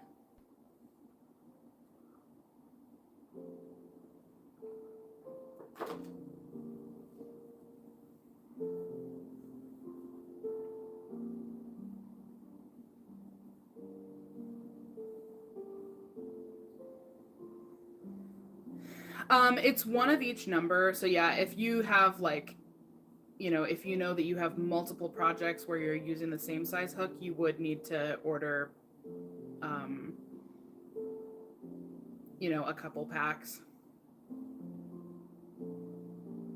I haven't had many people ask me for that, but I could potentially in the future add an option for like, if you wanted a few of one size. But I don't currently have that as an option.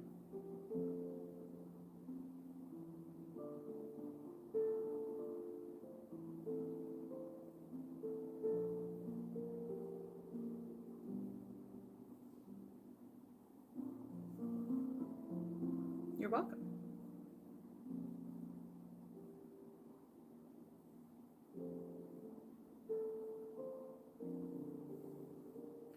I'm a frequent 5, 5.5, and 6 user. I feel like 4 to 5 is my, well, maybe 4 to like 5.5 is probably my range of what I use most often. I'm using a 4.25 right now.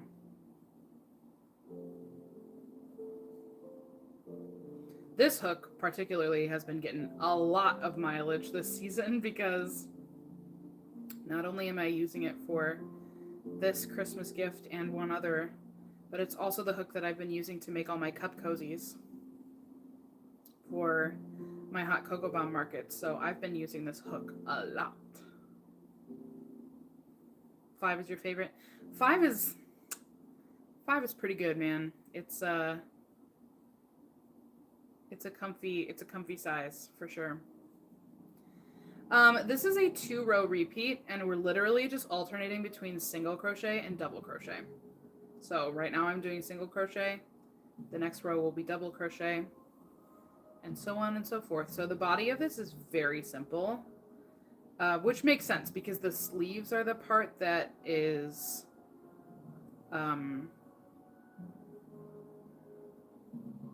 the sleeves are the fun, exciting, splashy part of this garment.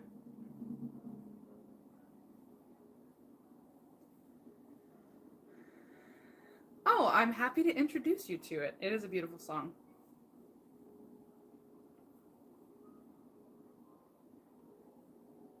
My range is usually 5 to 6.5, but I do use 6 a lot. I feel like I don't use 6 very often. Yes. You know what? The mindless crocheting with the repeats actually is so nice for me right now in this season. I typically really enjoy a more challenging project with a lot of technical stitches and stuff, but every once in a while you need a brain off project. And the sleeves of this are not really a brain off project. I'm sure it will be by the time I get to the end of all the pieces I have to make, because I have to make a bunch of the same piece over and over. But this part is definitely a mindless project. I still have and use my 5 hook that I bought when I was 12. I've been using it for 38 years. It's just a metal hook and heavy. I love it. That's amazing. I love that. A lot of the hooks that I have that I use regularly were gifted to me by friends in the past 5-ish years. So most of the hooks that I use on a regular basis are fairly new.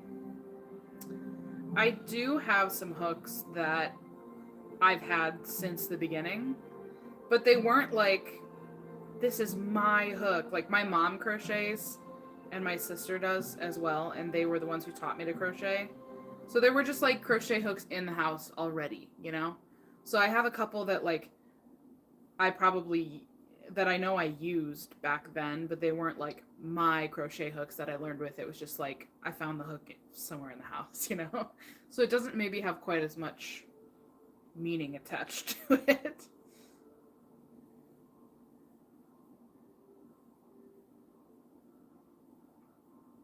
But I also used way bigger hooks when I first learned. I would make blankets like this, double-stranded, single crochet. I made this for Michael when we were dating because he loves Batman, so I made it in Batman colors. And I would do double-stranded, single crochet, because that was the only stitch I knew for years. All I knew was single crochet. And I would use like a size 8 or 9 hook to make this like big, stretchy, gappy single crochet blankets. So I don't even use those hooks very often because I don't use those larger hooks very often. So even if I had the opportunity to use one, I don't know if I'm not reaching for those sizes very often. Got a set to learn Tunisian. That's my next goal. Ugh, I want to learn Tunisian. It's not like something that I'm actively working toward at this moment, but it's definitely on the list of things that I would like to try.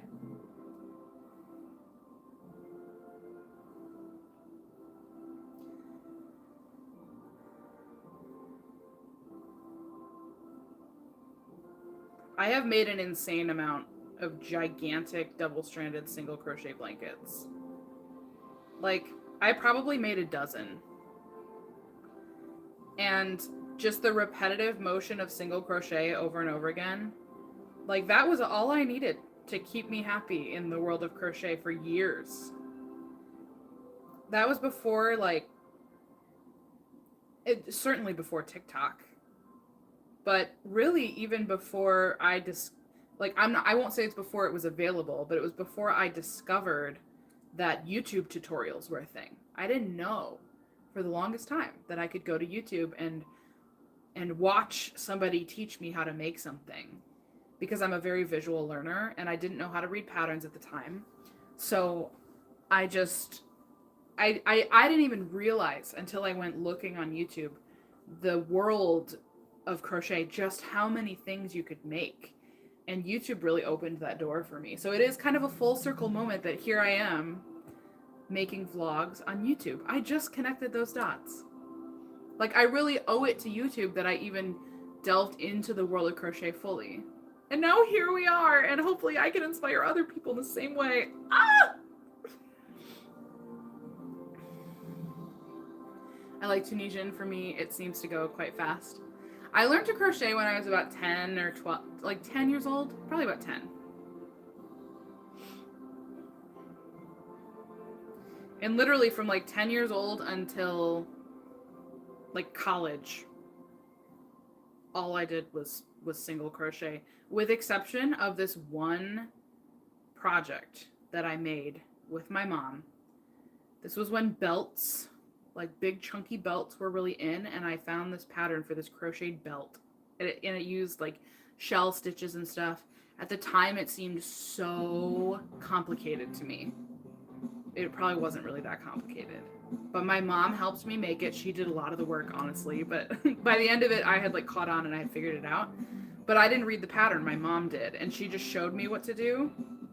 And then that was the only thing I ever made that wasn't a single crochet blanket or scarf, until I finally, like in college, was like, I want to make this hat, and I don't know how. I wonder if I could find it on YouTube. And then the floodgates opened. There's got to be some kind of psychology behind loving yarn and crocheting. It does something to my brain, and I don't know what it is. I bet there is. I've learned tons from YouTube, yeah, truthfully.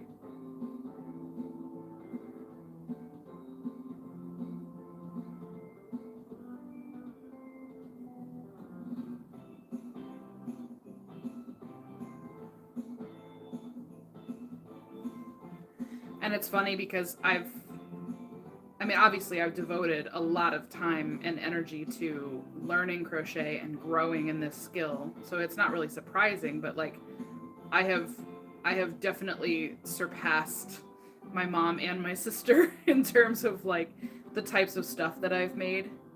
But they were the ones who taught me. Made a single crochet blanket when I started. I don't want to do that again, LOL. But I love a half double crochet blanket. Half doubles are nice. Those, man, you can really get in the zone with a half double. You can just fly through those. You inspire me, especially when you showed all the wearables you've made. Oh, thank you. That's how I learned to crochet, through YouTube. It's what I always recommend to people when they ask me, like, how can I get started? And I always tell them, YouTube is your best friend. That's the case for learning just about anything, I would say. You can learn pretty much anything you want on YouTube.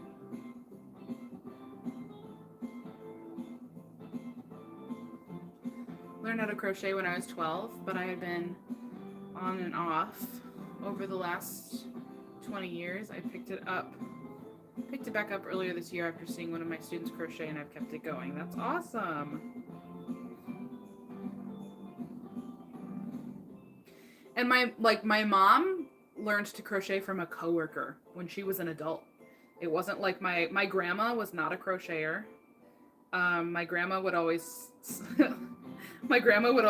look at stuff that I was making and go, "Oh, I'm just so jealous. I'm just so jealous that you can make all that." And I asked her one time, I was like, "Grandma, you never learned to crochet?" And she was like, "I was too busy raising all those kids. I don't have time to learn to crochet." I was like, fair enough.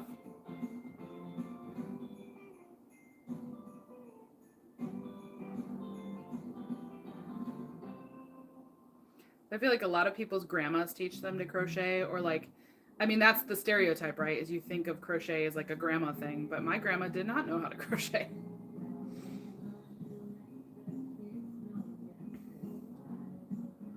I'm doing single crochet on these bowl cozies. I definitely couldn't see myself making an entire blanket out of single crochet.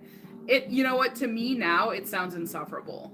It's so funny. Like, back then, it was so meditative, so I loved it, but I think now that I know just how much you can do with crochet and I've experienced so much more of it, the idea of just doing single crochet over and over and over and over and over and over and over again sounds a little bit like torture to me. Just started making wearables. I like them because they're quicker than blankets when I need a finished project dopamine hit, for sure.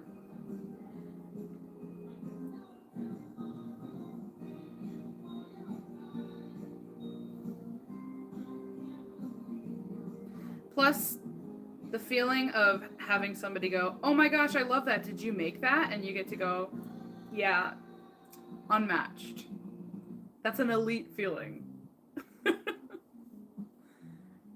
My mom did, but she didn't teach me. She used to make doilies. That's an art form, man. Those little doilies.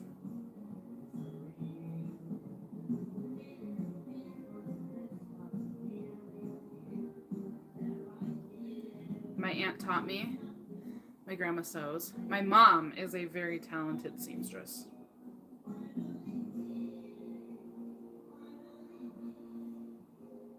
I did not get that from her. I do not enjoy and I'm not good at sewing.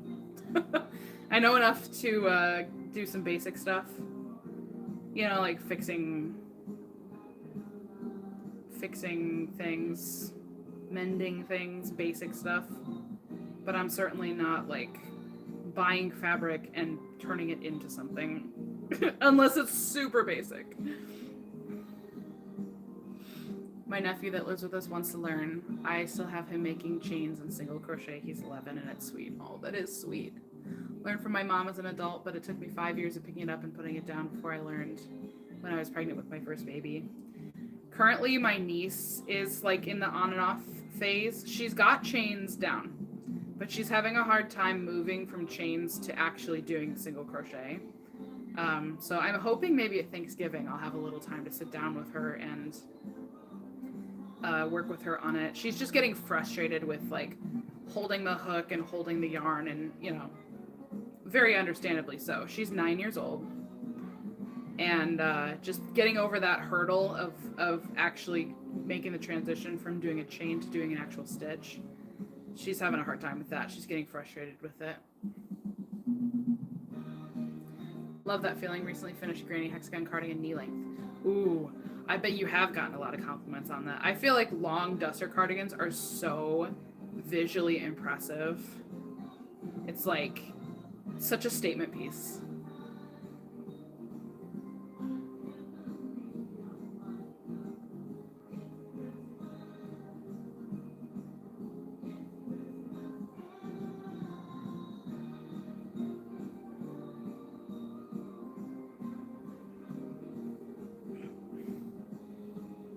Woobles taught me. I think there's going to be a lot of people in the future that can say that they learned from Woobles. And I have graduated to making mesh market bags. That's awesome. Hi, Big Duncan. How's my girl? Oh, you're very stretchy and sleepy. Murdoch just got vaccines, and she's sleepy because of that. What's your excuse?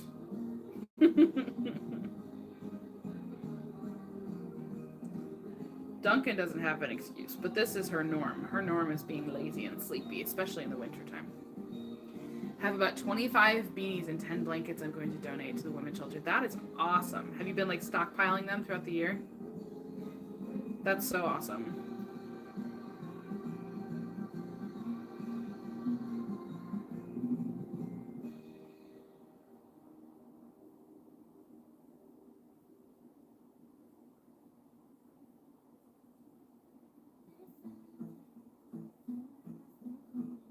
I love it.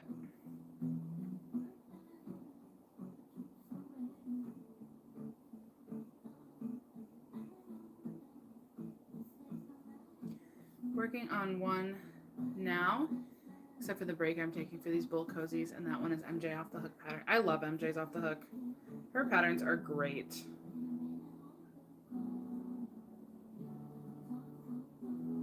I have made quite a few of her patterns, and I love all of them.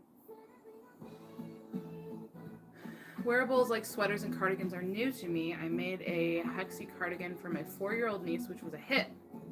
But I tried making myself one, and after I made the first half, I stopped. Oh no. Was it just not turning out, like, fit-wise the way that you wanted it to? The sizing, I think, is the trickiest part. I mean, I still struggle with sizing, but for sure when you're first starting out, that's, I think, the most intimidating part. Okay, that was row 22. It's looking like a very nice rectangle now. And I will say the alternating rows of single and double, even though it's very, very basic, it does make this really pretty kind of texture. It's very neat looking. No, it was taking forever. Okay, that's fair. Also, I just want you guys to get a sense for just how massive this double-stranded single crochet blanket is. I showed you a little snippet of it that I made this for Michael when we were dating. We might have been engaged by the time I actually got this made. But this was also before I even knew how to weave in ends. They're just tied in I mean, it's not going anywhere at this point, but like, I would just tie it in a knot and hope for the best. I knew so little. So this is how big this thing is, okay? I will not be able to fit the whole thing, but let's go this side first. Okay, so that's one side. And then it goes all the way down here. It would cover a king size bed easily. But this is all single crochet.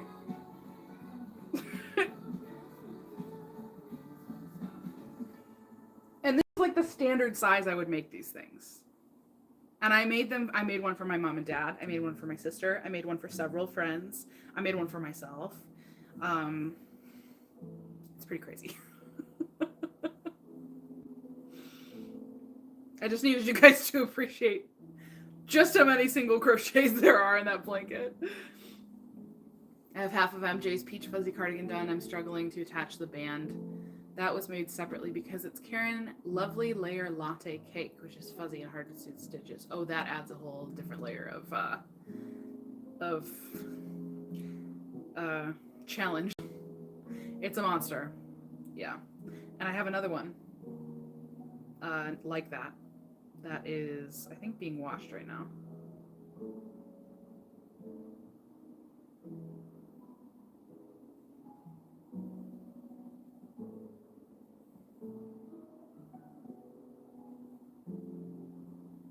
But for years, that was the totality of my crochet experience. That was all I knew to do. And you know what? They still make incredibly cozy, warm, nice blankets. I just would not choose to do that at this point.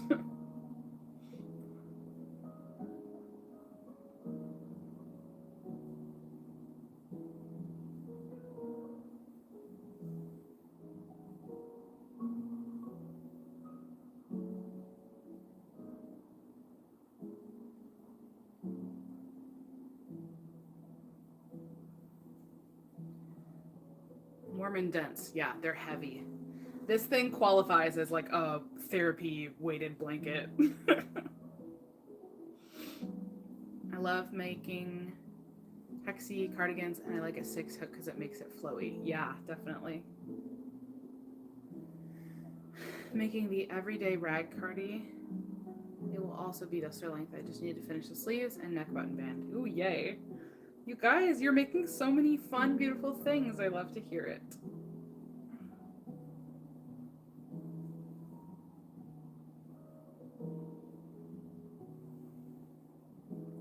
I have plans to make so many fun things on this channel in 2026. I can't wait. I can't wait to make all the things, and I can't wait to share making all the things with you guys.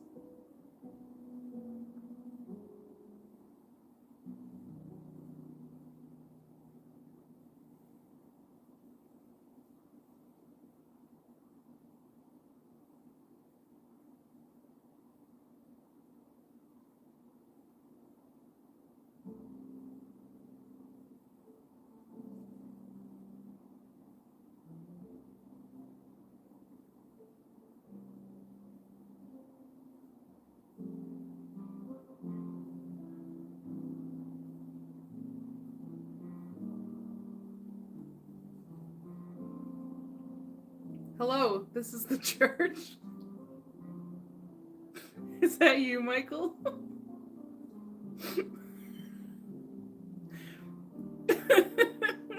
What? what a crazy comment. No, this is Patrick. Okay, it's definitely my husband.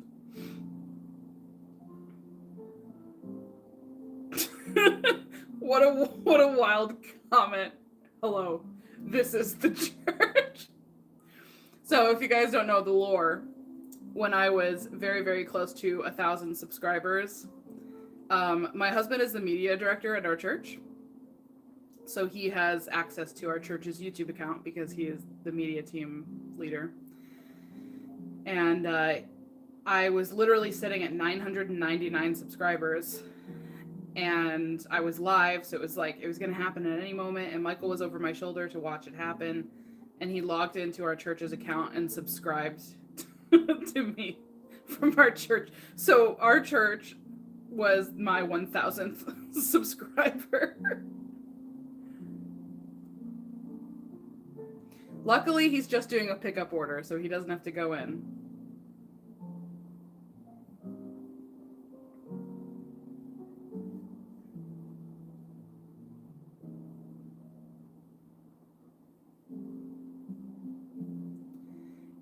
He's picking up stuff for me, for my hot cocoa bomb stuff. I needed a couple things. And a couple Thanksgiving stuff that didn't get... either the other store was out of or we forgot. Yes, it is my desire.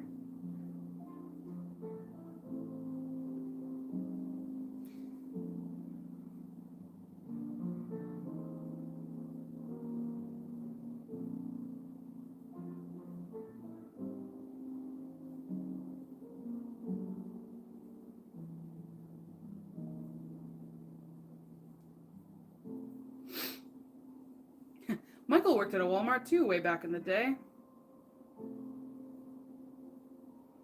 I feel like working at Walmart or McDonald's is like a rite of passage as an American person, right?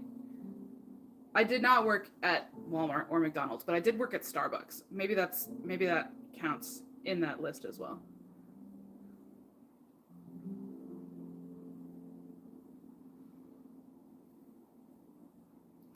Yeah. Delivery and pickup is definitely a lifesaver, yeah. That's why I wrote a special song. When you were at Walmart, you wrote that song?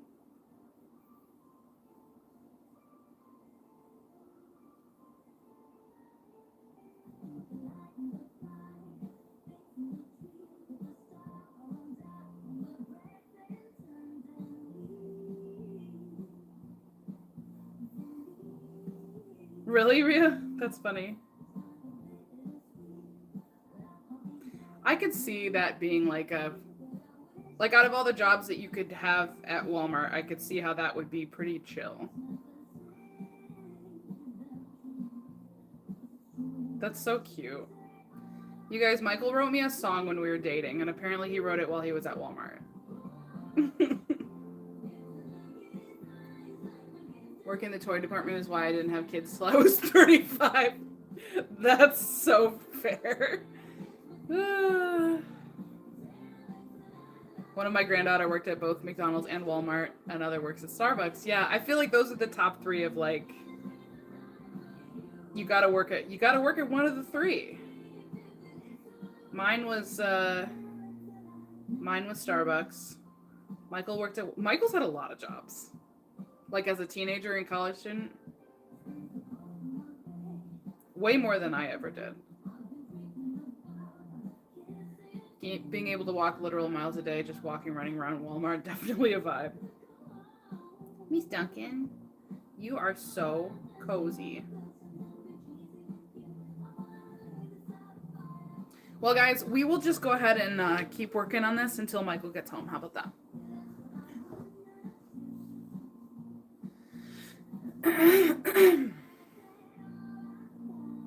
Worked at Target, Home Depot, and Office Depot during college. I dislike retail a lot. Yeah, I feel like that would do it.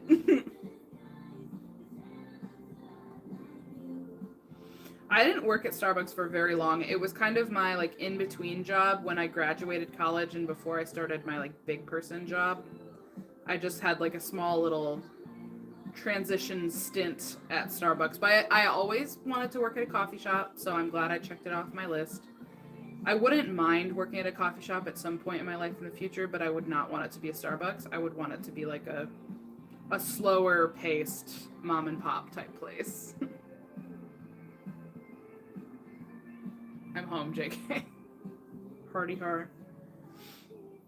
Working for a hair restoration company that also has a gold buying company on the side is a total vibe and not getting paid enough. That sounds like a very interesting situation that you're in, my friend.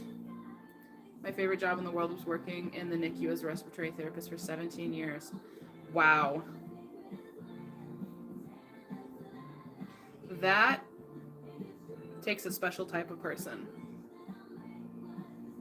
And even more special for that to be what was your favorite job. I'm guessing that was a very challenging but also very rewarding job.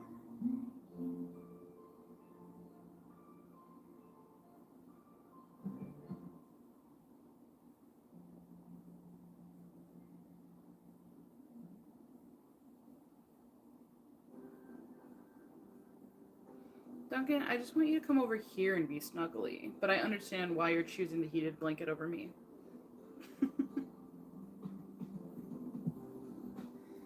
Speaking of coffee shops, you should try Kitab. Did I pronounce that right? Kitab? In Hamtramck. It's a small, cozy cafe. I would love to. I love checking out new coffee shops, especially small, cozy ones. There's so many, especially in that area, like Detroit, Hamtramck, Dearborn. There's so many great coffee shops there that I have not tried yet, and we're trying to make our way through all of them.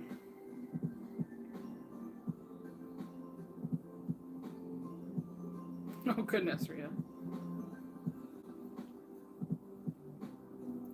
2 kids with Down syndrome, and I work with autism, and my husband travels a lot, so I don't get to work anymore. I miss my NICU babies. Aw.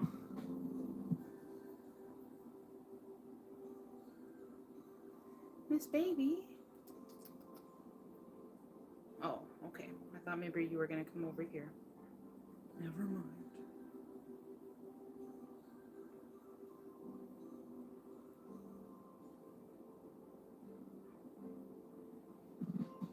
Oh, I do remember you telling me about this before, Ria. That's... Hey, I mean, somebody's got to do it, right?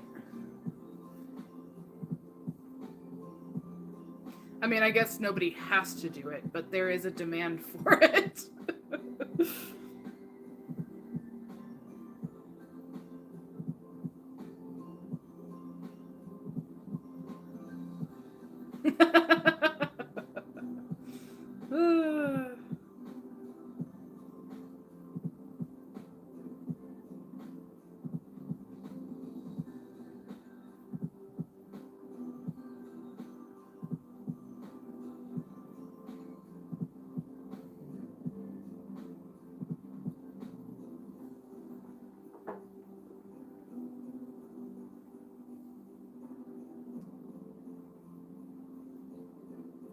Okay, good to know, Ria.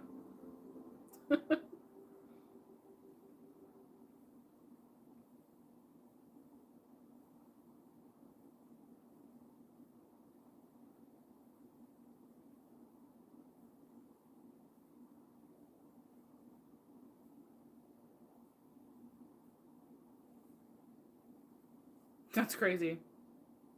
They really wanted to get the word out.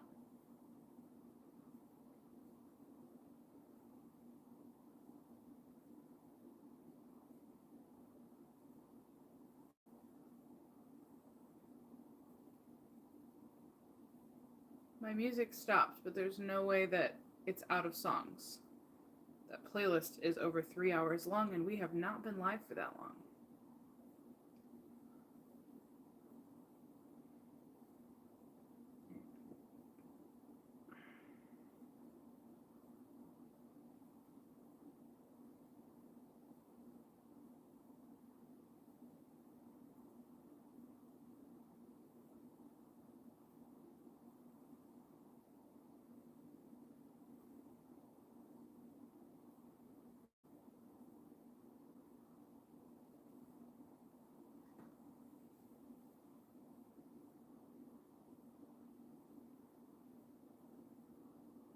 Well, I'm certainly not expecting to get all 41 rows of this panel done tonight, but I am definitely pleased with the progress that we've been able to make today. You guys have definitely kept me on track, so thank you for that.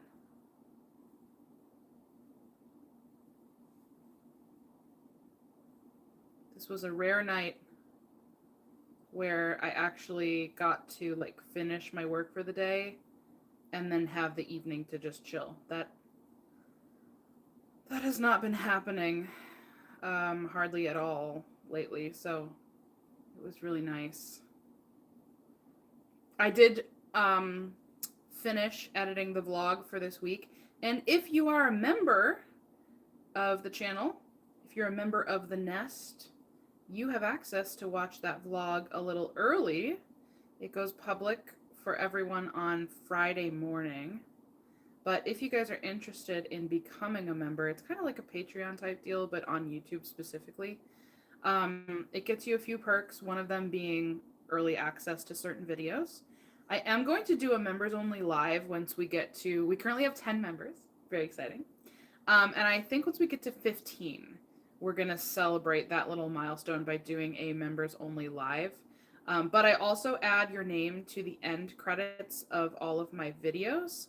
But also, if you're just impatient and you want to watch videos as soon as they go up, there is a new vlog that is already up, but currently it is set to members only.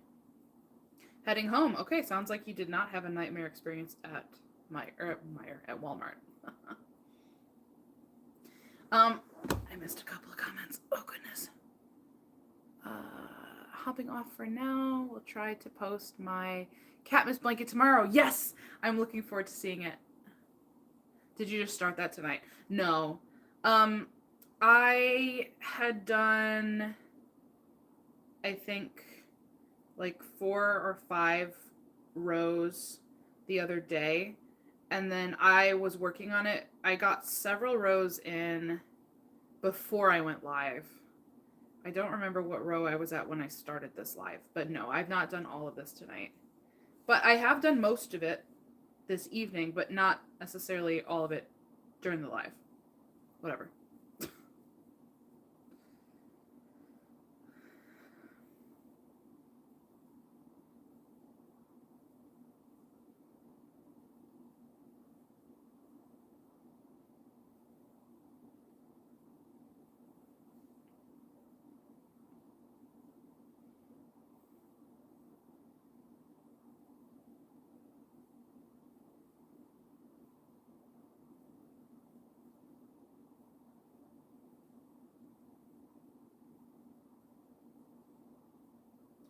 Started watching this afternoon and will finish after I'm settled down for the night. Love seeing my name at the end and love supporting you no matter the perks. Oh, that is so sweet, Amy. Thank you so much. I am, like, definitely wanting to add more perks, too, as time goes on. I think what we've got right now is what I can manage in the middle of this crazy season. But I'm looking forward to thinking of some more ways to make it worth your guys' while, because I want to make sure that it's something that is adding value to you guys. And you do get the little badge by your name on all the comments in regular videos and during the lives. And each month, well, no, not each month, but when you hit certain milestones, your badge like levels up, which is kind of cool. So that's fun. Watched it right before joining the live. Nice. So you are like fully caught up to present day.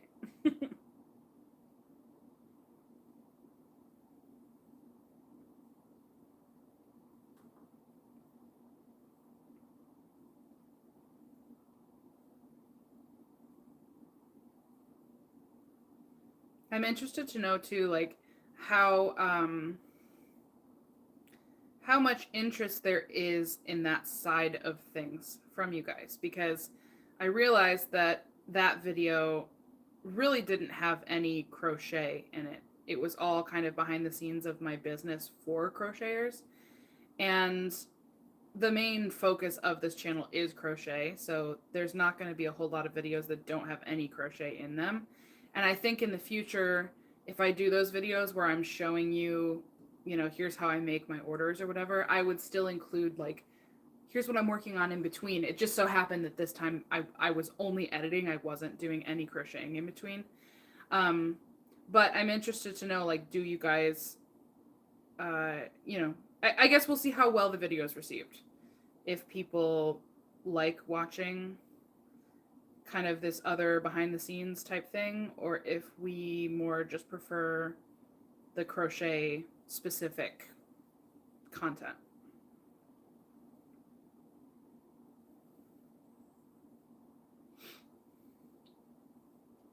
Cozy Duncan. We're on row 25 now.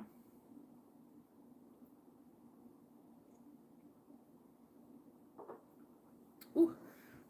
Oh gosh. I have a message that is being held for review. Oh. Nothing wrong with that. Oh. I don't know what. I like both but love crochet content the most. Yeah, that's kind of how I feel too. Like to see the behind the scenes of a small business, especially a female run business. We love that. I'm trying to, okay. I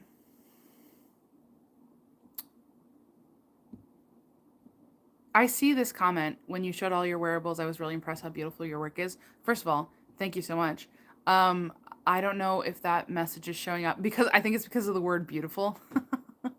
YouTube is like careful with like commenting on people's appearances, so I think that's what it thought. I hit show, but I don't know if it's showing up. So I am not trying to censor your comment, but I do see it and I appreciate it.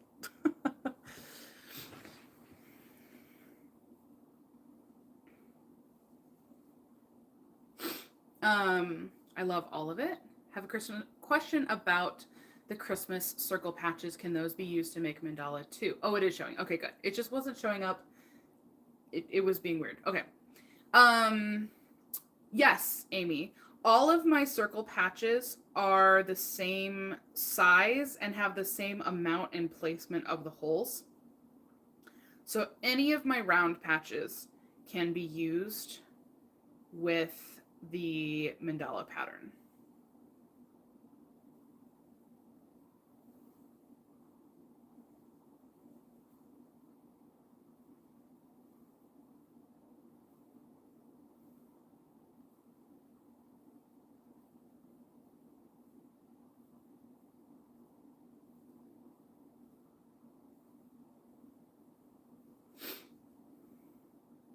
Loved it. I actually have a question about ordering patches because I want to order some in different colors but using the same custom logo in one order. So the minimum you can order of one color is 10. I do have it set up where you would need to order, like I don't have an option for like a variety where it's like one order and you get one of each color or something. The reason I have it set up that way is because every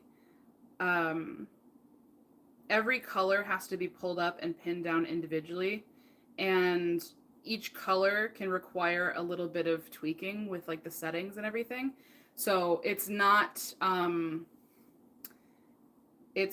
very feasible thing for me to do like one of each, because that's a lot of pulling up and pinning down and stuff for just to do one of each tag. So the minimum you would be able to order of each color would be 10.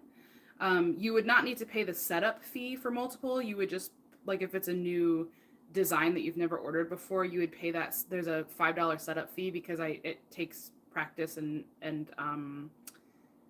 usually a couple of like trial and error to get the settings looking just right for your whatever your particular image is. So you would only have to do the setup fee for one of them, but basically the minimum of like 10 would apply for each color. I hope that makes sense. How long is your turnaround for orders? Generally, my goal is always to have the order shipped out within 1 week from when it's ordered. And so far, I have pretty much been able to honor that even during the craziness.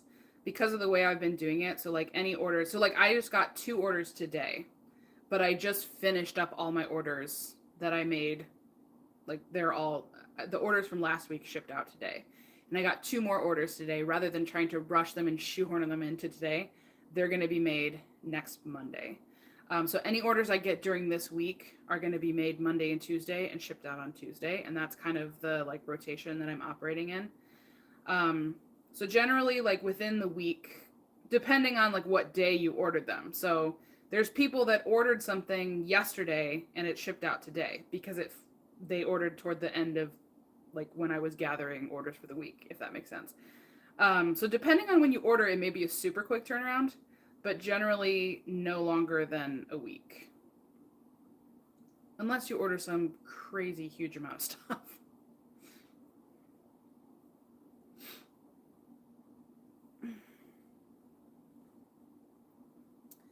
That answered my question. Thanks. You're welcome. I got a 10-piece of white, black and brown plus paid setup fee, and it was truly worth it for 30 well done tags plus shipping and setup fee. I love my tags from Jess. Oh, yay! I'm so glad you love them. That makes me very happy to hear.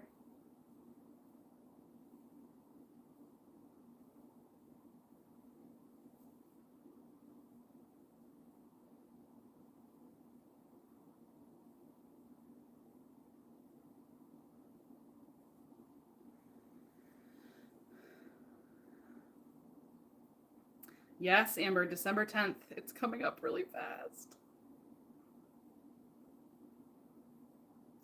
I've been the past 3 boxes, right? Spring, summer, and fall. I've gone live on TikTok on the day when we're like packing them. But I kind of feel like I'm going to go live on YouTube because I want to hang out over here more. TikTok is making it really hard to want to hang out over there because of all the rules, and it's like not even fun to hang out on TikTok anymore because it's just, I feel like you open your mouth and they slap you with a restriction for saying anything. So maybe I'll do like just a informal phone live like this for order packing. I also need to see if it would be possible to get my sister to come over and help on order packing day, because it would go like Michael's been helping me every season. He's been helping me on order packing day and doing a great job. But it would go way faster if I had a third person, because we've got over 100 boxes to put together. And it would go a lot faster if we had 3 people. But it's going to be on a random weekday, and so it may not be super feasible. I don't know. We'll have to see. Please tell me I'm not the only one that feels like I have all this time for making Christmas items and boom, it's Thanksgiving and time is running out fast. You are definitely not alone. You are definitely not alone in that. Christmas always seems to sneak up on us makers. Michael's probably going to be home any second, you guys.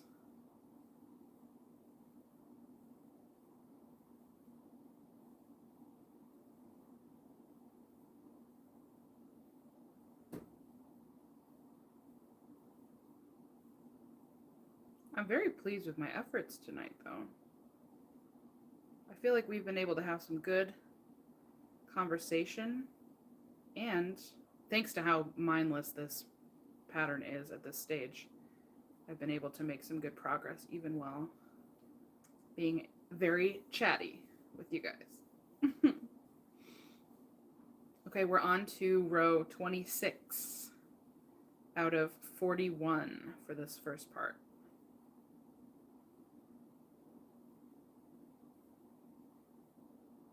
I'm sad that my Christmas music stopped.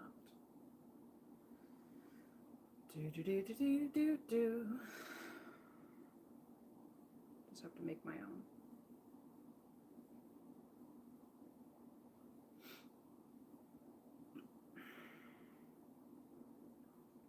Murdoch never came back down here. She must have found some place to cuddle up upstairs.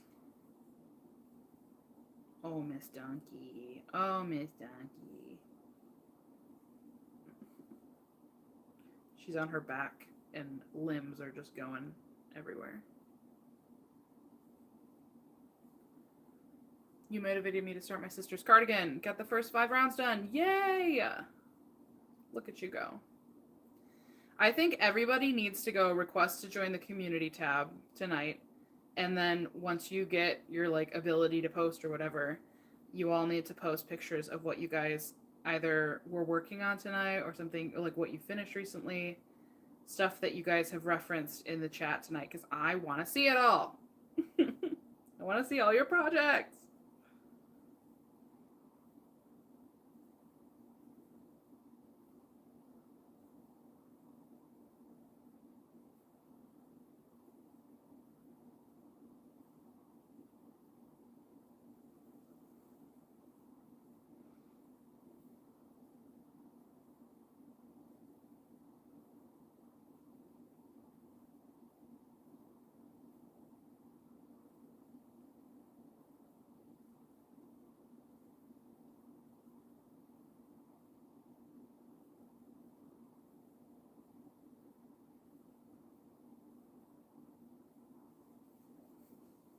On YouTube or the Facebook group.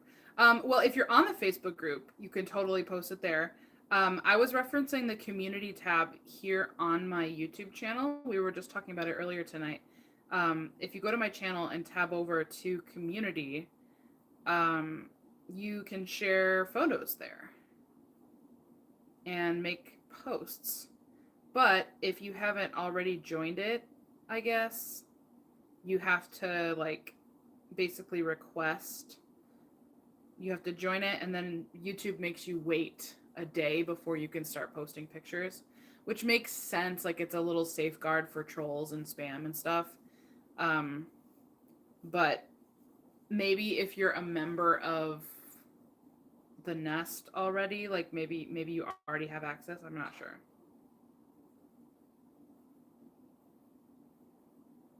I think Michael just pulled up.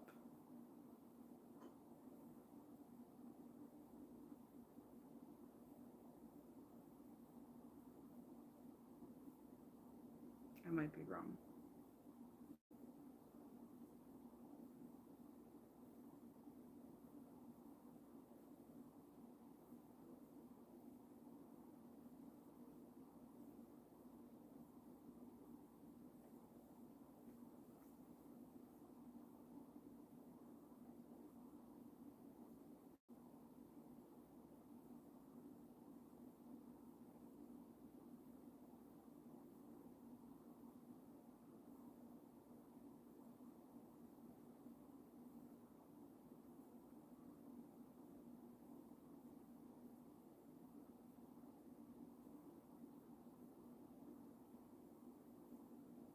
You know what, you guys? Crocheting in silence, underrated. Very peaceful. Great for decompressing. Highly recommend.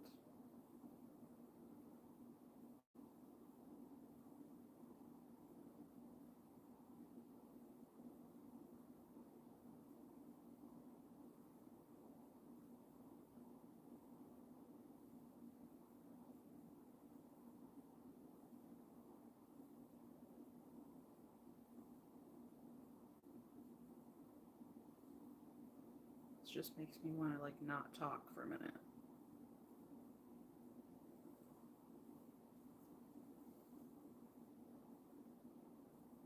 It is nice, especially when you've had a day where you've either been around a lot of noise or you've been talking a lot.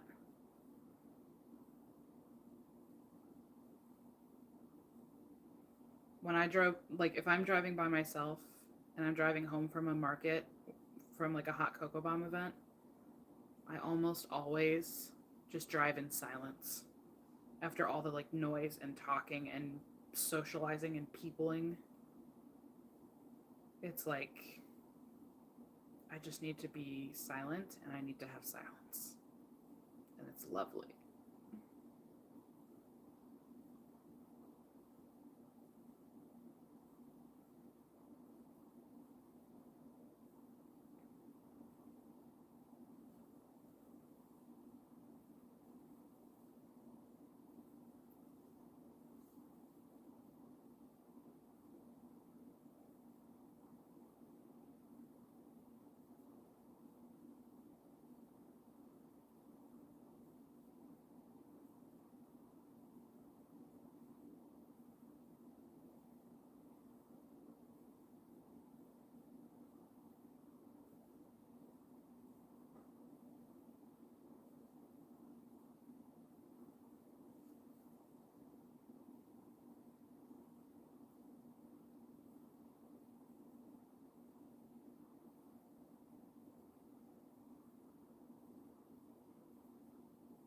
Well, dang, I really didn't think I was going to get to the end of this row before Michael got home, but we're at least going to get close.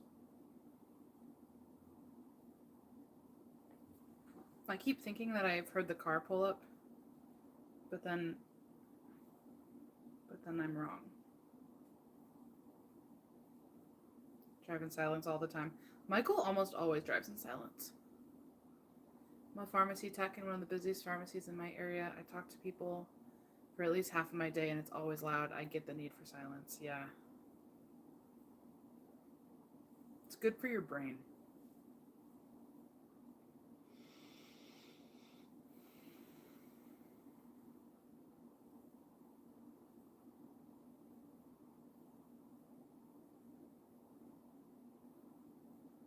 I feel like when you're crocheting, there's the temptation to always be like listening to something, watching something, having something going on in the background, but sometimes it's good to just give your ears a break, give your brain a break.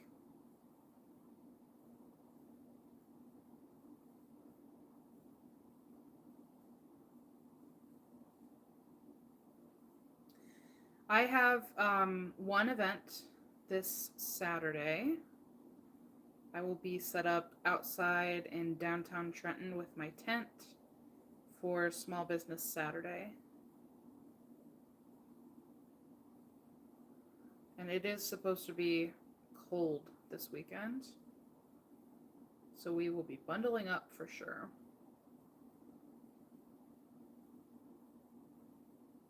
My sister will be helping me this weekend. And I believe the event is from 10 to 4.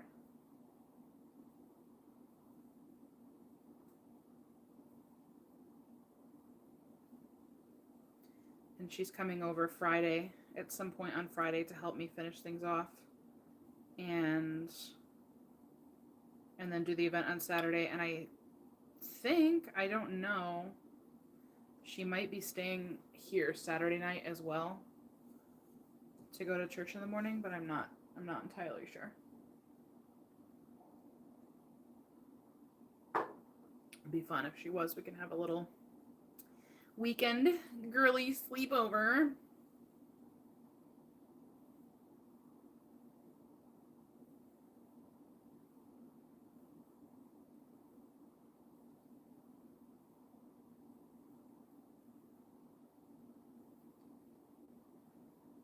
She lives about a half hour from here, so not terribly far away, but like far enough away that it's not just like, yeah, let me pop by and help you for a bit, you know?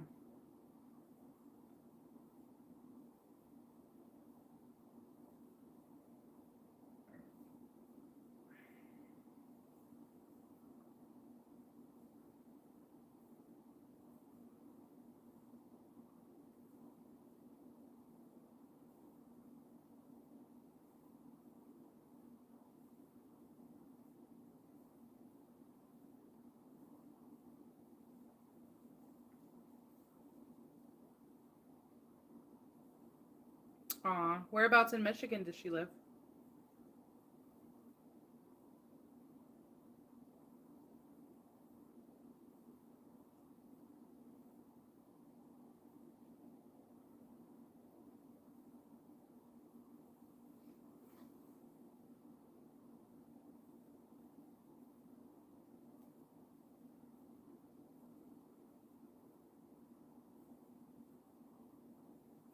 No way. I went to church in Farmington Hills for like my whole life.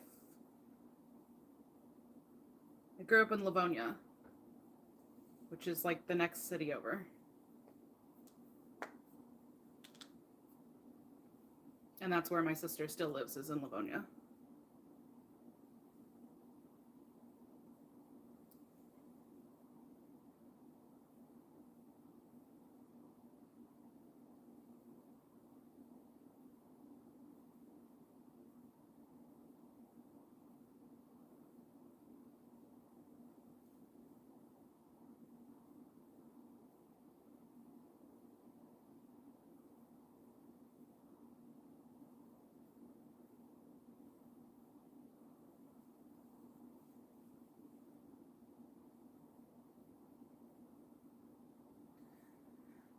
It's like 20 minutes for me. I live in Pontiac. Oh, nice.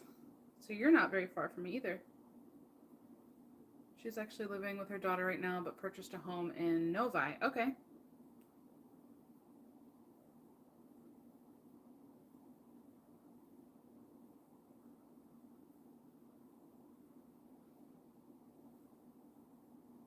Spent a lot of time in Novi.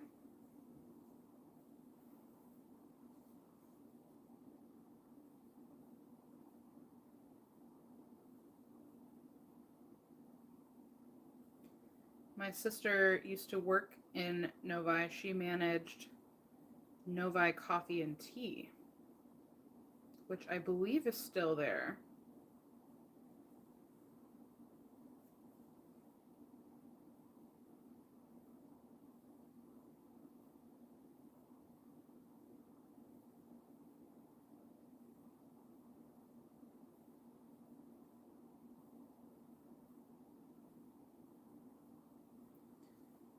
Brittany!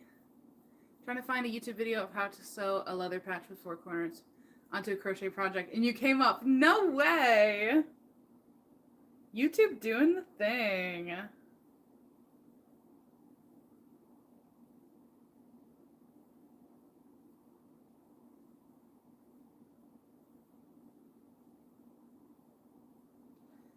But also, like, that's funny because I don't have a video specifically teaching that. So, like, thanks, YouTube, but also, I probably don't have the answers you're looking for.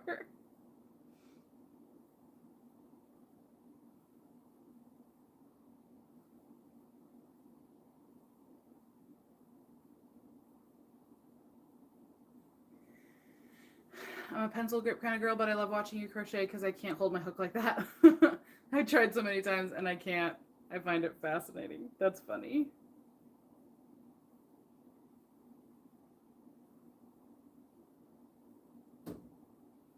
I kind of feel that way about the pencil grip, so it is funny how we all have our different methods.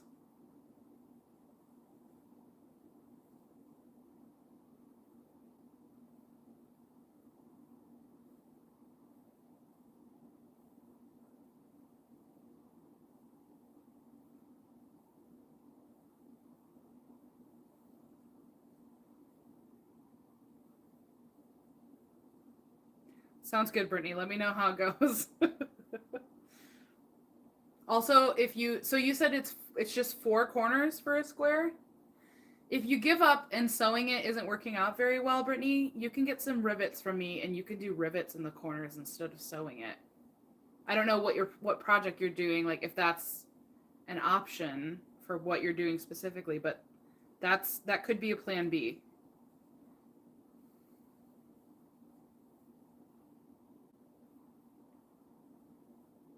I wonder what the percentage is of like how many people knife hold versus how many people pencil hold.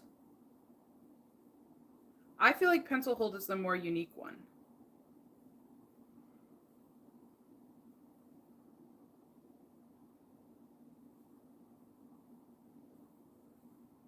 Yeah. I feel like it's like it is like holding a pencil. Not the pencil grip, but like the way you hold your crochet hook, I feel like it's the same as how you hold a pencil. Like everybody does it a little bit differently, and you just have to find whatever feels comfortable for you, and there's no right or wrong answer. Used to do the pencil grip all the time. About a year ago, I started the knife grip. Weirdly enough, I tried the pencil grip today and found it weird now. 4 holes in each corner. I made crocheted candle holders. Oh, that's right. That's right. Just trying to attach these tags I found. I'll keep you posted. I may need them. Sounds good, Brittany. I see more people knife grip.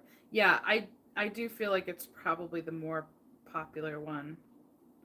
But now you guys are making me want to try the pencil hold. Oh, I hear Michael. He's home. Okay, we finished row 27. Just for funsies, I'm going to try this. I think I've tried it before. Okay, so like I hold it like this. I'm like, I don't even know what I'm doing. Oh, gosh. Okay. I can't.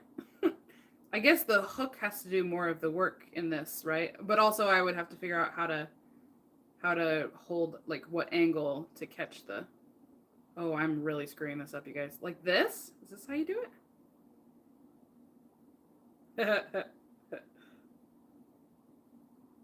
I have to find the right angle for the hook to be facing. Oh no. I feel like this would hurt your wrist more. This would hurt my wrist more, I think. But maybe it wouldn't once I like figured out what I was doing. It's not for me. It's not for me. Yeah, it's just instinct. Felt like I lost control. That's kind of how I felt. Although, honestly, my tension's not bad. Hello?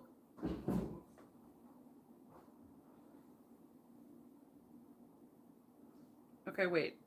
I'm getting the hang of it. I'm getting the hang of it.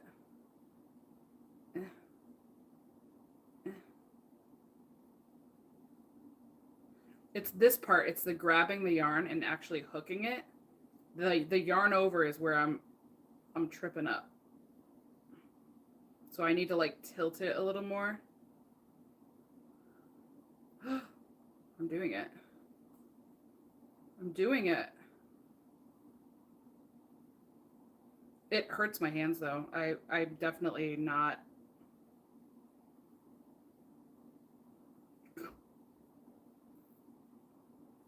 All right, that's enough of that. But honestly, my double, like, they look nice. They don't look wonky. Okay. Depends on the hook and yarn size. More wrist motion with pencil hold. Yeah, that's how it's feeling for me. Wish I could show how I do it because it's not like either of those. It is funny, man. Like everybody's method is just a little bit different. Okay, so we're gonna end this with 27 rows out of 41 finished. And for being at like row 4, I think, today when I started, that is great progress. Very happy with that. And you're going to see a lot more of this project in future vlogs. So stay tuned for that. But I think I'm going to wrap that up here for tonight. I should be able to go live Sunday evening as well. I wasn't able to last Sunday because of my open house, but this Sunday I should be able to, and we'll probably be, well, we'll be working on a Christmas present. I don't know if it'll be this one, but we'll see. I will allow Duncan to say goodnight to you since she's right here. This does just look really nice and neat, doesn't it? Very pretty. Ugh. Put it back in my gigantic project bag because this uses several very big 1-pound skeins. No, don't leave. Oh, Kim, no, you just got here. Sorry, ma'am. I've been live for 3 hours. Wow, that's actually longer than I thought I was going to be. But Michael just got home and it's It's time to go, but not before we say hello to Miss Duncan. Well, I guess goodbye to Miss Duncan. Oh, no, don't leave. Oh. Boo. She said, I'm out of here. I don't want to be part of this. I didn't consent to being on camera. Hey, you know, the beauty of YouTube, Kim, is you can watch the replay if you really want to. All right, guys, I will see you live probably Sunday night. But I will see you in a vlog, if you're not a member, Friday morning. If you're a member, you can go watch my new vlog right now. And I bid you adieu. Good night, everyone. Bye.